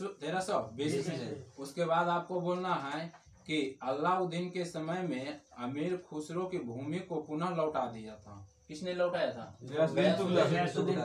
गयासुद्दीन तुगलक ने लौटाया था। और सबसे पहले नहरों खुदाई यानी कि नहरों का निर्माण किसने किया था? लेकिन सर्वाधिक पैमाने पर नहर किसने बनवाया था? सर्वाधिक पैमाने पर किसने किया था? किसने किया था? फिरोज शाह तुगलक। उसके बाद बात करते हैं, बोलिएगा कि यानी कि गयासुद्दीन तुगलक की मृत्यु कब हुआ था? 1325 में। 1325 जब बंगाल से लौट रहा था ना, तो एक षड्यंत्र के द्वारा यानी कि लकड़ी के महल से तो इसको बनाया था कि लकड़ी वाला महल किसका? एमबीटी नहीं, दूसरा कोई बनाया था लकड़ी का महल। जूना तो एमबीटी का तो अपना एमबीटी का नाम नहीं है, ठीक है ना। बनवाया था वही, अरे बनाया था मिस्त्री। चलो आगे। नहीं उसमें लिखा हुआ था मिस्त्री, याद नहीं उसमें। नेक्स्ट क्वेश्चन की बात करेंगे। तो नेक्स्ट क्वेश्चन में क्या कह रहा है, आ जाएगा, टेंशन नहीं लीजिए। बोलिएगा आप, गयासुद्दीन के बाद जो उलूग खा या जूना खा जो मोहम्मद बिन तुगलक के नाम से जानने लगा, कब गद्दी पर बैठा? 1325 में। 1325 में बैठा। उसके बाद बोलना है कि दिल्ली सल्तनत में सबसे ज्यादा साक्षर कौन था? एमबीटी मोहम्मद बिन तुगलक था। लेकिन जितना भी ये योजना बनाया था सब फेल हो गया। तो नेक्स्ट क्वेश्चन की बात करते हैं, किन शासक को यानी कि स्वप्नशील यानी कि पागल और रक्त पिशाचु के नाम से जाना जाता है? मोहम्मद बिन तुगलक। उसके बाद बोलना है मेरे कोई ही किसने स्थापना किया था? एमबीटी किया था। एक कृषि विभाग था। आगे बोलिएगा कि मोहम्मद बिन तुगलक ने राजधानी कहाँ से कहाँ स्थानांतरित किया? दिल्ली से दौलताबाद। दिल्ली से दौलताबाद यानी कि दिल्ली से देवगिरी, देवगिरी को दौलताबाद कहा जाता है। दौलताबाद यानी कि देवगिरी कहाँ पड़ता है? तो महाराष्ट्र। तो बोलना है आगे कि फिर मोहम्मद बिन तुगलक सांकेतिक मुद्रा भी चलाया था। तो सांकेतिक मुद्रा जो चलाया था तो आपको ही बोलना है किसका किसका जो ढालता था ना, तांबा था और पित्तल तांबा कांसा था। ठीक है ना। तो क्वेश्चन पूछता है कि कौन ऐसा शासक था जिसके समय में हर घर में टकसाल हो गया था, यानी कि सिक्के ही बनता था? तो मोहम्मद बिन तुगलक। उसके बाद बोलना है नेक्स्ट क्वेश्चन बोलना है, बोलिएगा इब्न बतूता भारत कब आया था? 1333। उस समय कौन शासक था? मोहम्मद बिन तुगलक। उसके बाद बोलना है कि रेहला नामक जो पुस्तक है किसने लिखा था? Ibn Battuta. किसने लिखा था? Ibn Battuta. उसके बाद बोलना है नेक्स्ट क्वेश्चन, मोहम्मद बिन तुगलक की मृत्यु कब हुआ था?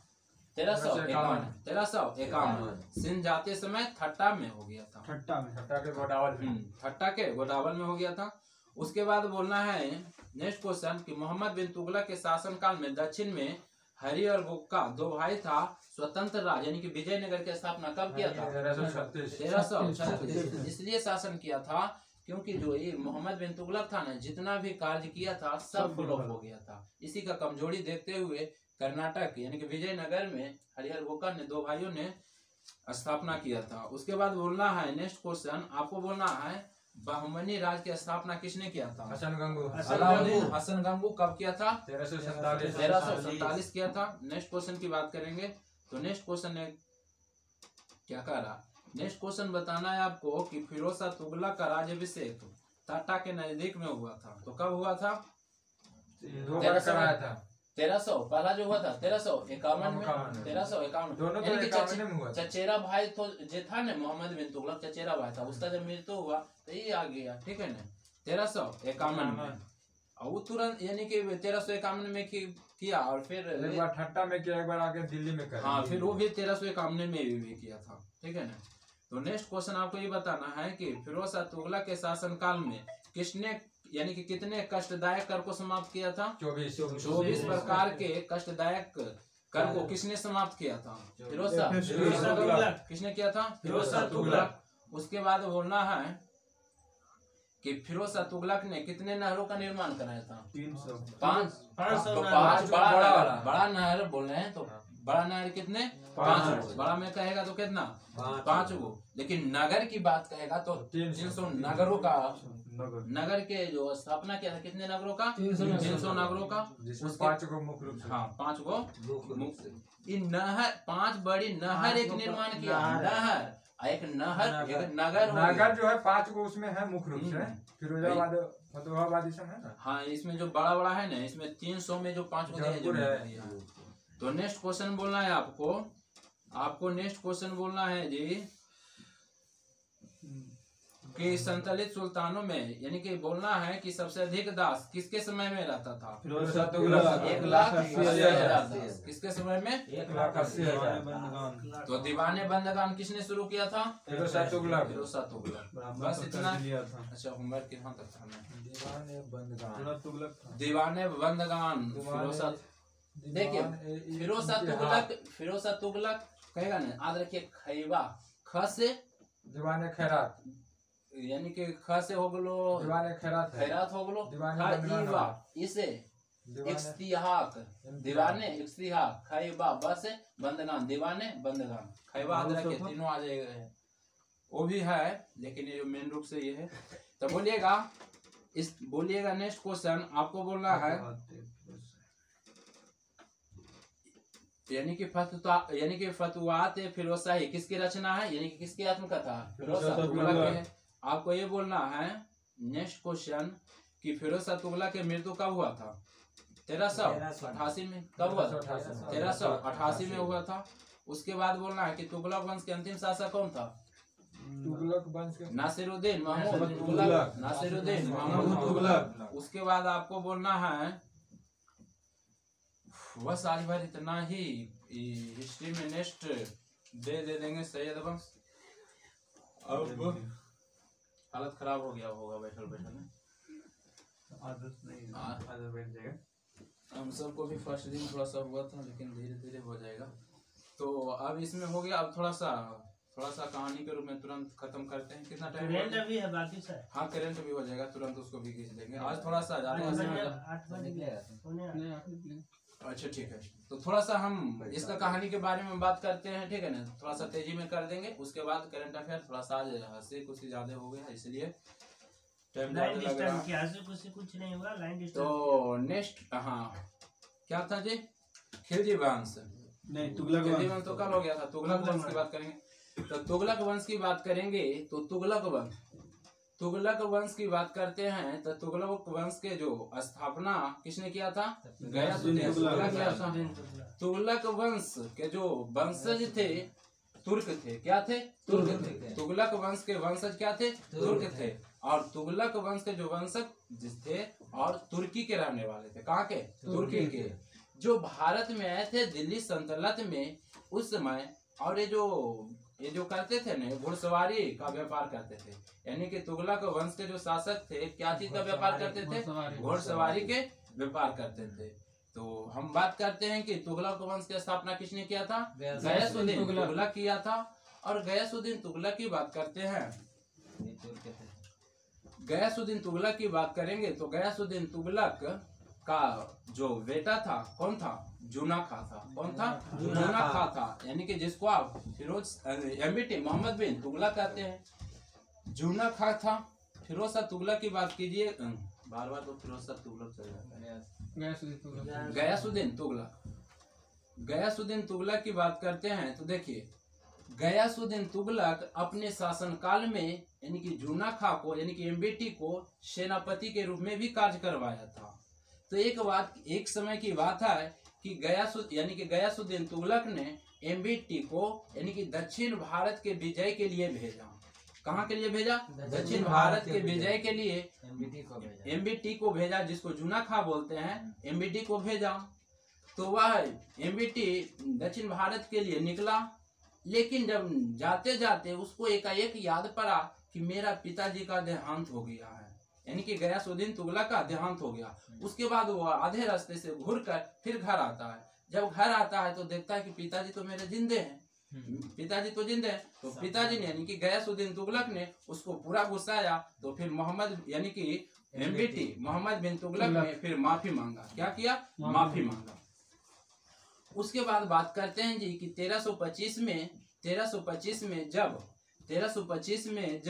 यानी कि बंगाल से जब विजय होके लौट रहा था, यानी कि बंगाल को जीत के लौट रहा था गयासुद्दीन तुगलक। कौन? गयासुद्दीन तुगलक लौट रहा था, ठीक है ना? यानी कि एमबीटी के पिताजी जब बंगाल अभियान से यानी कि बंगाल को जब जीत कर लौट रहे थे गयासुद्दीन तुगलक, तो इधर यानी कि मोहम्मद बिन तुगलक को निजामुद्दीन औलिया ने बहका दिया। क्या किया? बहका दिया क्या कि यदि तुमको गद्दी पर बैठना है तो तुम पिता के हत्या करके बैठ सकता है, ऐसे तुम गद्दी पर नहीं बैठ सकता है। तो ये निजामुद्दीन यानी कि निजामुद्दीन औलिया के बातों में आ गया। कौन? मोहम्मद बिन तुगलक। तो बोला क्या कि निजामुद्दीन औलिया बोला कि देखो अभी ही मौका है कि तुम्हारे पिताजी बंगाल अभियान से लौट रहे हैं जीत के, उन्हीं के खुशी में तुम एक लकड़ी का महल बनवा दो और उनका स्वागत के बहाना से तुम इस तरह से मार सकते हो। तब हुआ क्या कि यानी कि एमबीटी मोहम्मद बिन तुगलक मान गया। अब उधर से गयासुद्दीन तुगलक बंगाल अभियान से लौट रहा था तो इधर पूरा इंतजाम कर दिया। कौन? मोहम्मद बिन तुगलक लकड़ी का महल बनवाया और इस तरह से महल बनवाया कि थोड़ा सा भी बचे यानी कि बजेगा तो जैसे गिर जाएगा। उसके बाद क्या हुआ कि महल बन गया। अब गयासुद्दीन तुगलक जब आते हैं तो उनके पास तो ढेर सारा हाथी घोड़ा ये सब रहेगा। जब आए तो उनको स्वागत के लिए बुलाया गया। तो मोहम्मद बिन तुगलक तेज था, अपने जो लकड़ी का महल बना हुआ था ना उस टाइम अंदर था, सिर्फ दिखाने के लिए कि हम अंदर से जैसे ही आया तो अब अंदर से निकला, उसके बाद निकल गया, कहने के गिर जाएगा तो हम खुद नहीं दब जाएंगे, इसलिए निकला। उसके बाद बोला कि हाथी लाइए परेड के लिए। और जो हाथी पर बैठा था कौन? गयासुद्दीन तुगलक। जैसे ही हाथी परेड करने लगा, अंदर गया परेड करने लगा, उसका सूंड बज गया किस में? लकड़ी के महल वाला में बज गया। अब लकड़ी का महल गिर गया। जब गिर गया तो उसका मृत्यु हो गया। तब क्वेश्चन पूछता है कि गयासुद्दीन तुगलक का मृत्यु कैसे हो गया था? तो लकड़ी के महल से गिरकर। कैसे हुआ था? लकड़ी से महल से गिरकर। तो अब बात करते हैं जी गयासुद्दीन, यानी कि गयासुद्दीन तुगलक की तो मृत्यु हो गया 1391 में, 1391 सॉरी 1325 में जी, 1325 में, ठीक है 1325 में। कभी कभी मिस्टेक हो जाता है, चलिए हाँ होता है, नहीं होना चाहिए, नहीं होगा, फिर टेंशन नहीं लीजिए, 1 से 2 दिन थोड़ा सा। हाँ, तो 1325 में मृत्यु हो गया गयासुद्दीन तुगलक को। तो उसके बाद गयासुद्दीन तुगलक ने गद्दी पर कब बैठा? 1351 में बैठ गया, 1325 में जी, 1325 में बैठ गया। कब बैठ गया? 1325 में गद्दी पर बैठ गया। उसके बाद बात करते हैं 1325 में जब गद्दी पर बैठ गया तो 1325 में बैठ गया गद्दी पर। उसके बाद बात करते हैं 1326-27 की बात करेंगे, 1326-27 की बात करेंगे तो ये दिल्ली से राजधानी स्थानांतरित किया देवगिरी। कहाँ स्थानांतरित किया? देवगिरी, जो दौलताबाद कहते हैं, वो महाराष्ट्र में पड़ता है। कहाँ पड़ता है? महाराष्ट्र। जैसे ही गद्दी पर बैठा 25 में, लेकिन 26 में क्या किया कि दिल्ली से राजधानी स्थानांतरित कर दिया। कहाँ? देवगिरी। तो क्वेश्चन आपको पूछता है कि दिल्ली से देवगिरी राजधानी स्थानांतरित किसने किया? मोहम्मद बिन तुगलक। जब राजधानी स्थानांतरित किया, तो राजधानी स्थानांतरित करने के 4 रीजन था। यानी कि बहुत सा विद्वान का कहना है कि इस तरह से था तो राजधानी स्थानांतरित किया। तो हम चारों रीजन की बात करेंगे। तो पहला रीजन था कि देखिए, मोहम्मद बिन तुगलक चाहता था कि हम महाराष्ट्र में रहेंगे, यानी कि दौलताबाद में, यानी कि देवगिरी में रहेंगे, तो वहां से किंगडम चारों पट्टी वो सेंटर में आ जाएगा।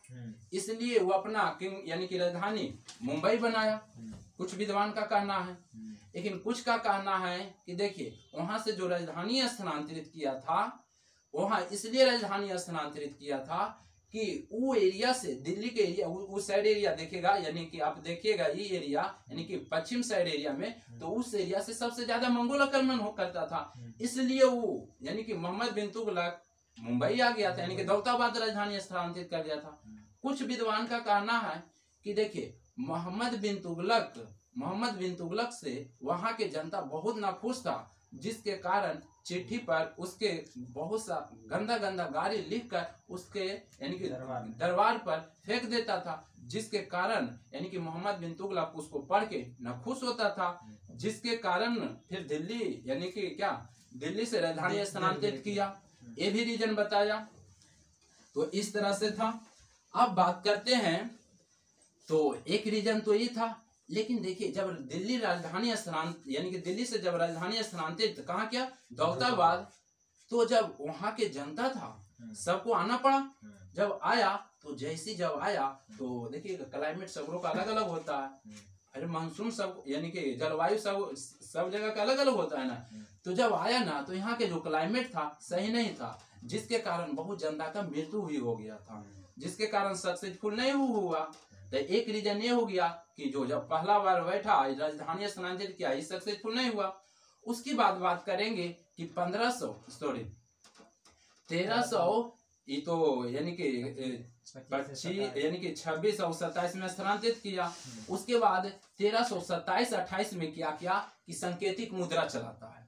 संकेतिक मुद्रा, क्वेश्चन पूछता है किसने संकेतिक मुद्रा चलाया था? तो एमबीटी संकेतिक मुद्रा चलाया था। तो हुआ था क्या कि देखिए, संकेतिक मुद्रा चलाया था जिसमें पीतल, तांबा और कांसा का जो बना होता था सिक्का, उसको चलाया था, ठीक है। संकेतिक क्या होता है? यानी सांकेतिक, उसको सांकेतिक मुद्रा के ये मतलब ये आपका है सांकेतिक मुद्रा चलाया था, ठीक है। किसको किसको गलाया था? तांबा, पित्तल और संकेत मैंने चिन्ह कास- किया कि मतलब इस का, तरह का यानी कि कासा का यानी कि मुद्रा चलाया। लेकिन मोहम्मद बिन तुगलक ने क्या गलती किया था कि उसमें कोई संकेत ही नहीं दिया था। जैसे में अब 1 रुपया में भारत का नक्शा होता है ना, उसमें कोई यानी कि क्या कह सकते हैं, उसमें कोई मोहर नहीं दिया था, जिसके कारण हुआ था क्या कि वहाँ के जनता जिसमें पहले सोना के सिक्का चलता था, वहाँ के जनता तेज था। हुआ क्या कि जितना भी घर में जो सामान रहता था पित्तल के, तांबा के, सब को गला के अपने ही घर में सिक्का बनाने लगा। और जो सोना के सिक्का आता था सब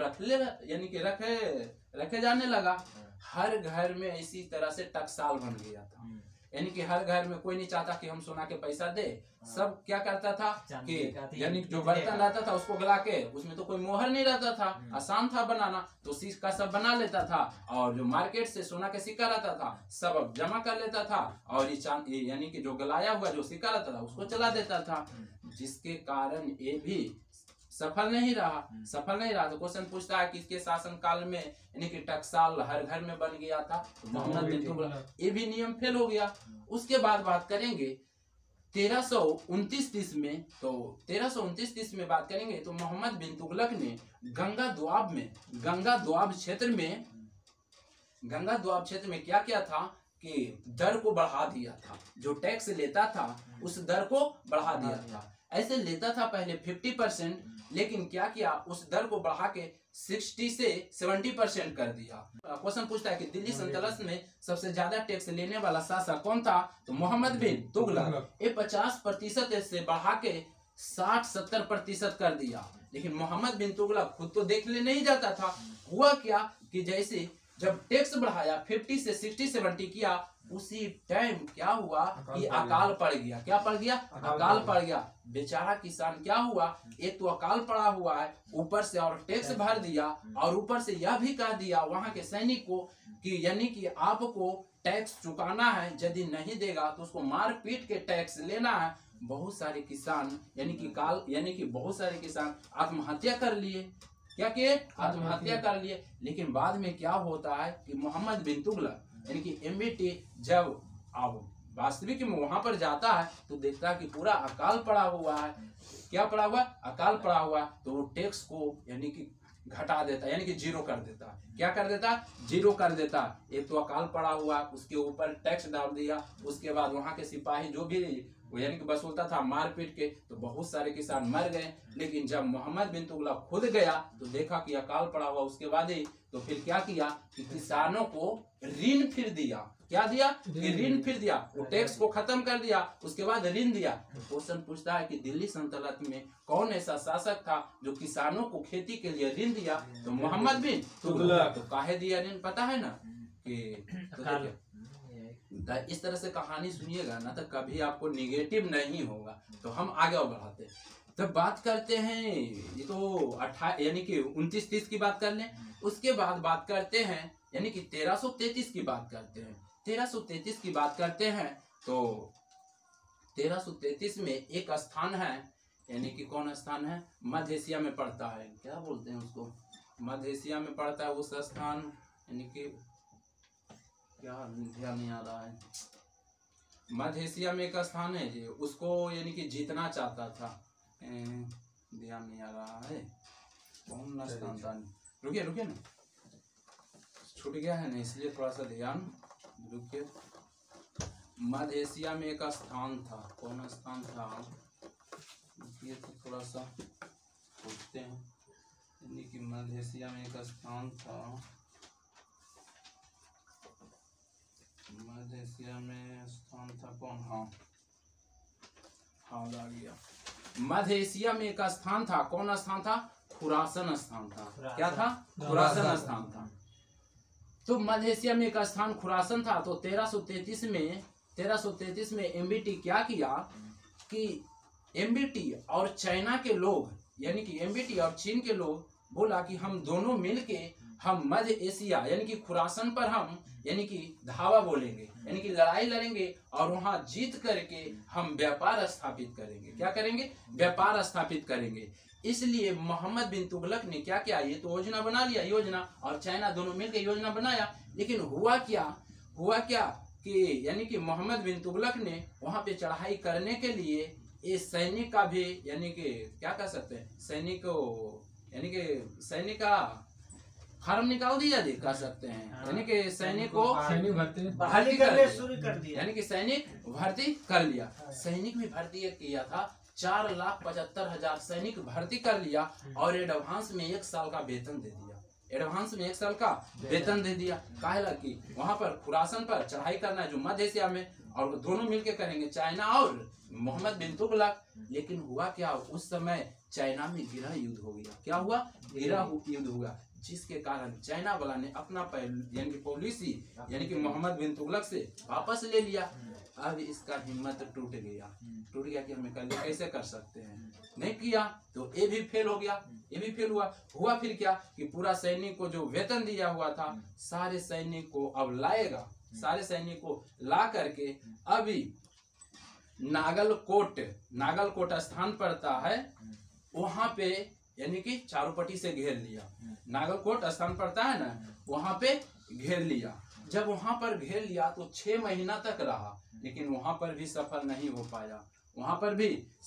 हो पाया। उसके बाद क्या किया कि सारे सैनिक को फिर धर्मशाला में लाया। धर्मशाला में एक मठ है, बौद्ध मठ, उस पर अटैक करवा दिया। क्या किया? उस पर अटैक करवा दिया, जिसके कारण वहां के मठ को तोड़ फोड़ दिया। और ये जो मठ था बौद्ध मठ था। क्या था? बौद्ध मठ था। लेकिन बाद में चाइना को पता चला कि बौद्ध मठ तोड़वाया है, तो वहां से सूचना भेज के कि यह मठ जो तोड़वाया है ना, इसको बनाने के लिए बोल दो। तो डर के मारे मोहम्मद बिन तुगलक इसको भी बनवाया। इस तरह से कहानी था। तो आपको क्या देखे कि जो जितना भी योजना बनवाया, जैसे में हम गिनवाते हैं कि सबसे पहले राजधानी स्थानांतरित किया, सक्सेसफुल नहीं रहा, जनता मारा पूरा। दूसरा बार सांकेतिक मुद्रा यानी चलवाया, ये भी नहीं रहा। और दिल्ली सल्तनत में सबसे साक्षर था मोहम्मद बिन तुगलक, इसीलिए साक्षर रहते हुए पगला बादशाह के नाम से जाना जाता है। क्वेश्चन पूछेगा, पगला बादशाह पिचासू बादशाह के नाम से किसे जाना जाता है? नहीं, लंपट मूर्ख जहांदार सा हो जाएगा, ठीक है ना। इसलिए इसको कहा जाता है। काहे कि देखिए कितना हो गया, एक राजधानी स्थानांतरित किया, ये फेल हो गया। दूसरा हो गया सांकेतिक मुद्रा चलाया, ये हो गया। गंगा द्वापर बढ़ाया, ये भी गया। इधर सैनिक भर्ती कर लिया, ये भी गया। यानी कि चारों योजना असफल। इसीलिए इसको पगला और तो इस तरह से कहानी था। तो हम आज करंट को थोड़ा सा कर लेते हैं, ठीक है। थोड़ा सा आज टाइम वेस्ट ज्यादा हो गया, ठीक है। आज फिर थोड़ा सा चल जाइए, आज थोड़ा सा करंट अफेयर है, इसको हम कर लेते हैं, ठीक है। तो करंट अफेयर कितना नंबर क्वेश्चन है? 75 से 100 तुरंत कर लेते हैं, ठीक है। कभी कभी रहता है, तो 75 से 100 कर लेते हैं। तो 75 से 100 बोलिएगा। क्वेश्चन में बोलिएगा जी, किस कंपनी को भारत का पहला माइक्रो कैटेगरी ड्रोन सर्टिफिकेशन मिला है? Asteria aerospace limited. बिल्कुल सही बोला है, एस्टेरिया यानी कि एरोस्पेस लिमिटेड। आगे बोलिएगा, यानी कि सत्र रामानुजा पुरस्कार 2022 किसने जीता? यूनकिंग टैंग। बिल्कुल सही, यानी कि यूनकिंग टैंग ने, यानी कि रामानुजा पुरस्कार 2022 किसे मिला? यूनकिंग टैंग को रामानुजा पुरस्कार 2022 यूनकिंग टैंग। नेक्स्ट क्वेश्चन, यानी कि न्यायमूर्ति पंकज मित्तल को किस उच्च न्यायालय के मुख्य न्यायाधीश के रूप में नियुक्त किया? राजस्थान उच्च न्यायालय। पंकज को राजस्थान उच्च न्यायालय की स्थापना 1949 में। टैली मानस पहल किस स्वास्थ्य सेवा से जुड़ी एक पहल है? तो मानसिक स्वास्थ्य। टैली यानी कि मानस पहल किस स्वास्थ्य सेवा से जुड़ी एक पहल है? मानसिक स्वास्थ्य। किससे? मानसिक स्वास्थ्य। उसके बाद बोलना है कि पंकज मित्तल किस उच्च न्यायालय के? राजस्थान। यानी कि पंकज मित्तल राज्य उच्च न्यायालय कहाँ के? राजस्थान उच्च न्यायालय। उसके बाद बोलना है जी, राजस्थान के मुख्यमंत्री कौन है? अशोक गहलोत। उसके बाद बोलना है टैली मानस पहल किस स्वास्थ्य सेवा से जुड़ी पहल है? मानसिक स्वास्थ्य। नेक्स्ट क्वेश्चन, किस राज्य ने भारत में पहले यानी कि कडावुर सिलेंडर लोरिस अभयारण्य की घोषणा किया है? कौन?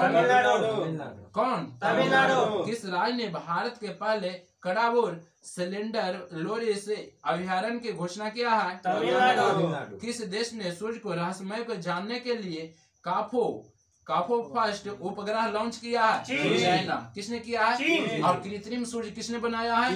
चाइना। किसने बनाया है?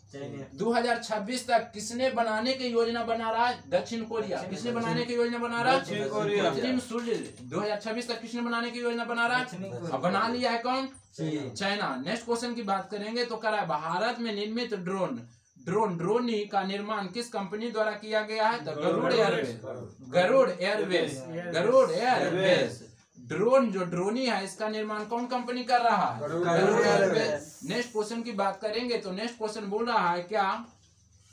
नेक्स्ट क्वेश्चन बोलिएगा कैरोलिन वटोरजी यानी कि कैरोलिन वटोरजी मोर्टन मेडल के वैरी सरफेस संयुक्त रूप से किस श्रेणी में 2022 का नोबेल पुरस्कार जीता है?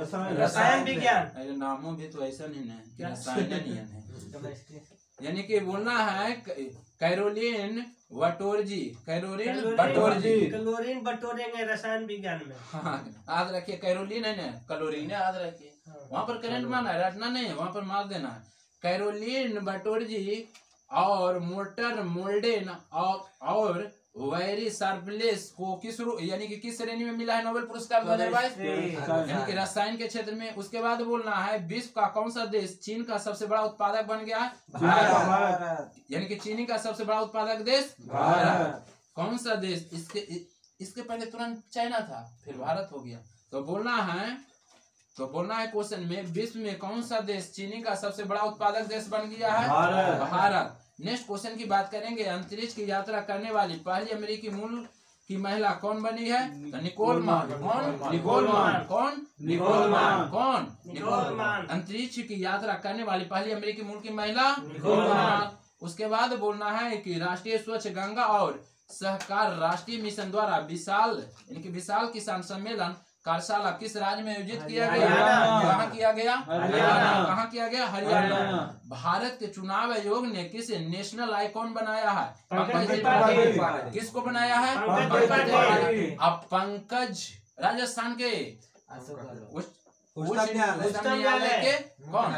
मुख्य न्यायाधीश कौन? पंकज।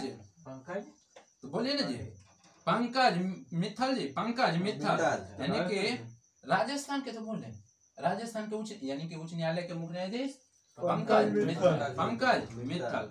उसके बाद बोलना है भारत के चुनाव आयोग के यानी कि किसे नेशनल आइकॉन बनाया है? पंकज त्रिपाठी। किसे बनाया है? पंकज त्रिपाठी।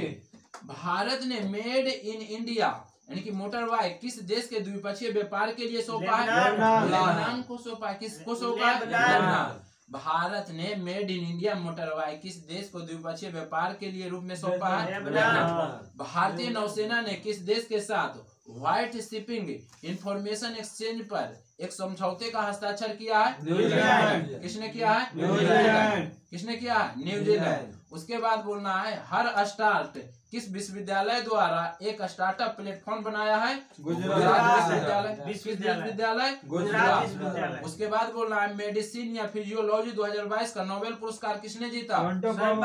स्वांते पाबो। मेडिसिन और फिजियोलॉजी 2022 किसने नोबेल पुरस्कार? स्वांते पाबो। बोलना है किस भारतीय अमेरिकी को संयुक्त राष्ट्र अमेरिका द्वारा लाइफ टाइम अचीवमेंट अवार्ड से सम्मानित किया गया? विवेकलाल को। किस भारतीय अमेरिकी को संयुक्त रूप यानी कि संयुक्त राज्य अमेरिका द्वारा लाइफ टाइम अचीवमेंट अवार्ड से सम्मानित किया? विवेकलाल।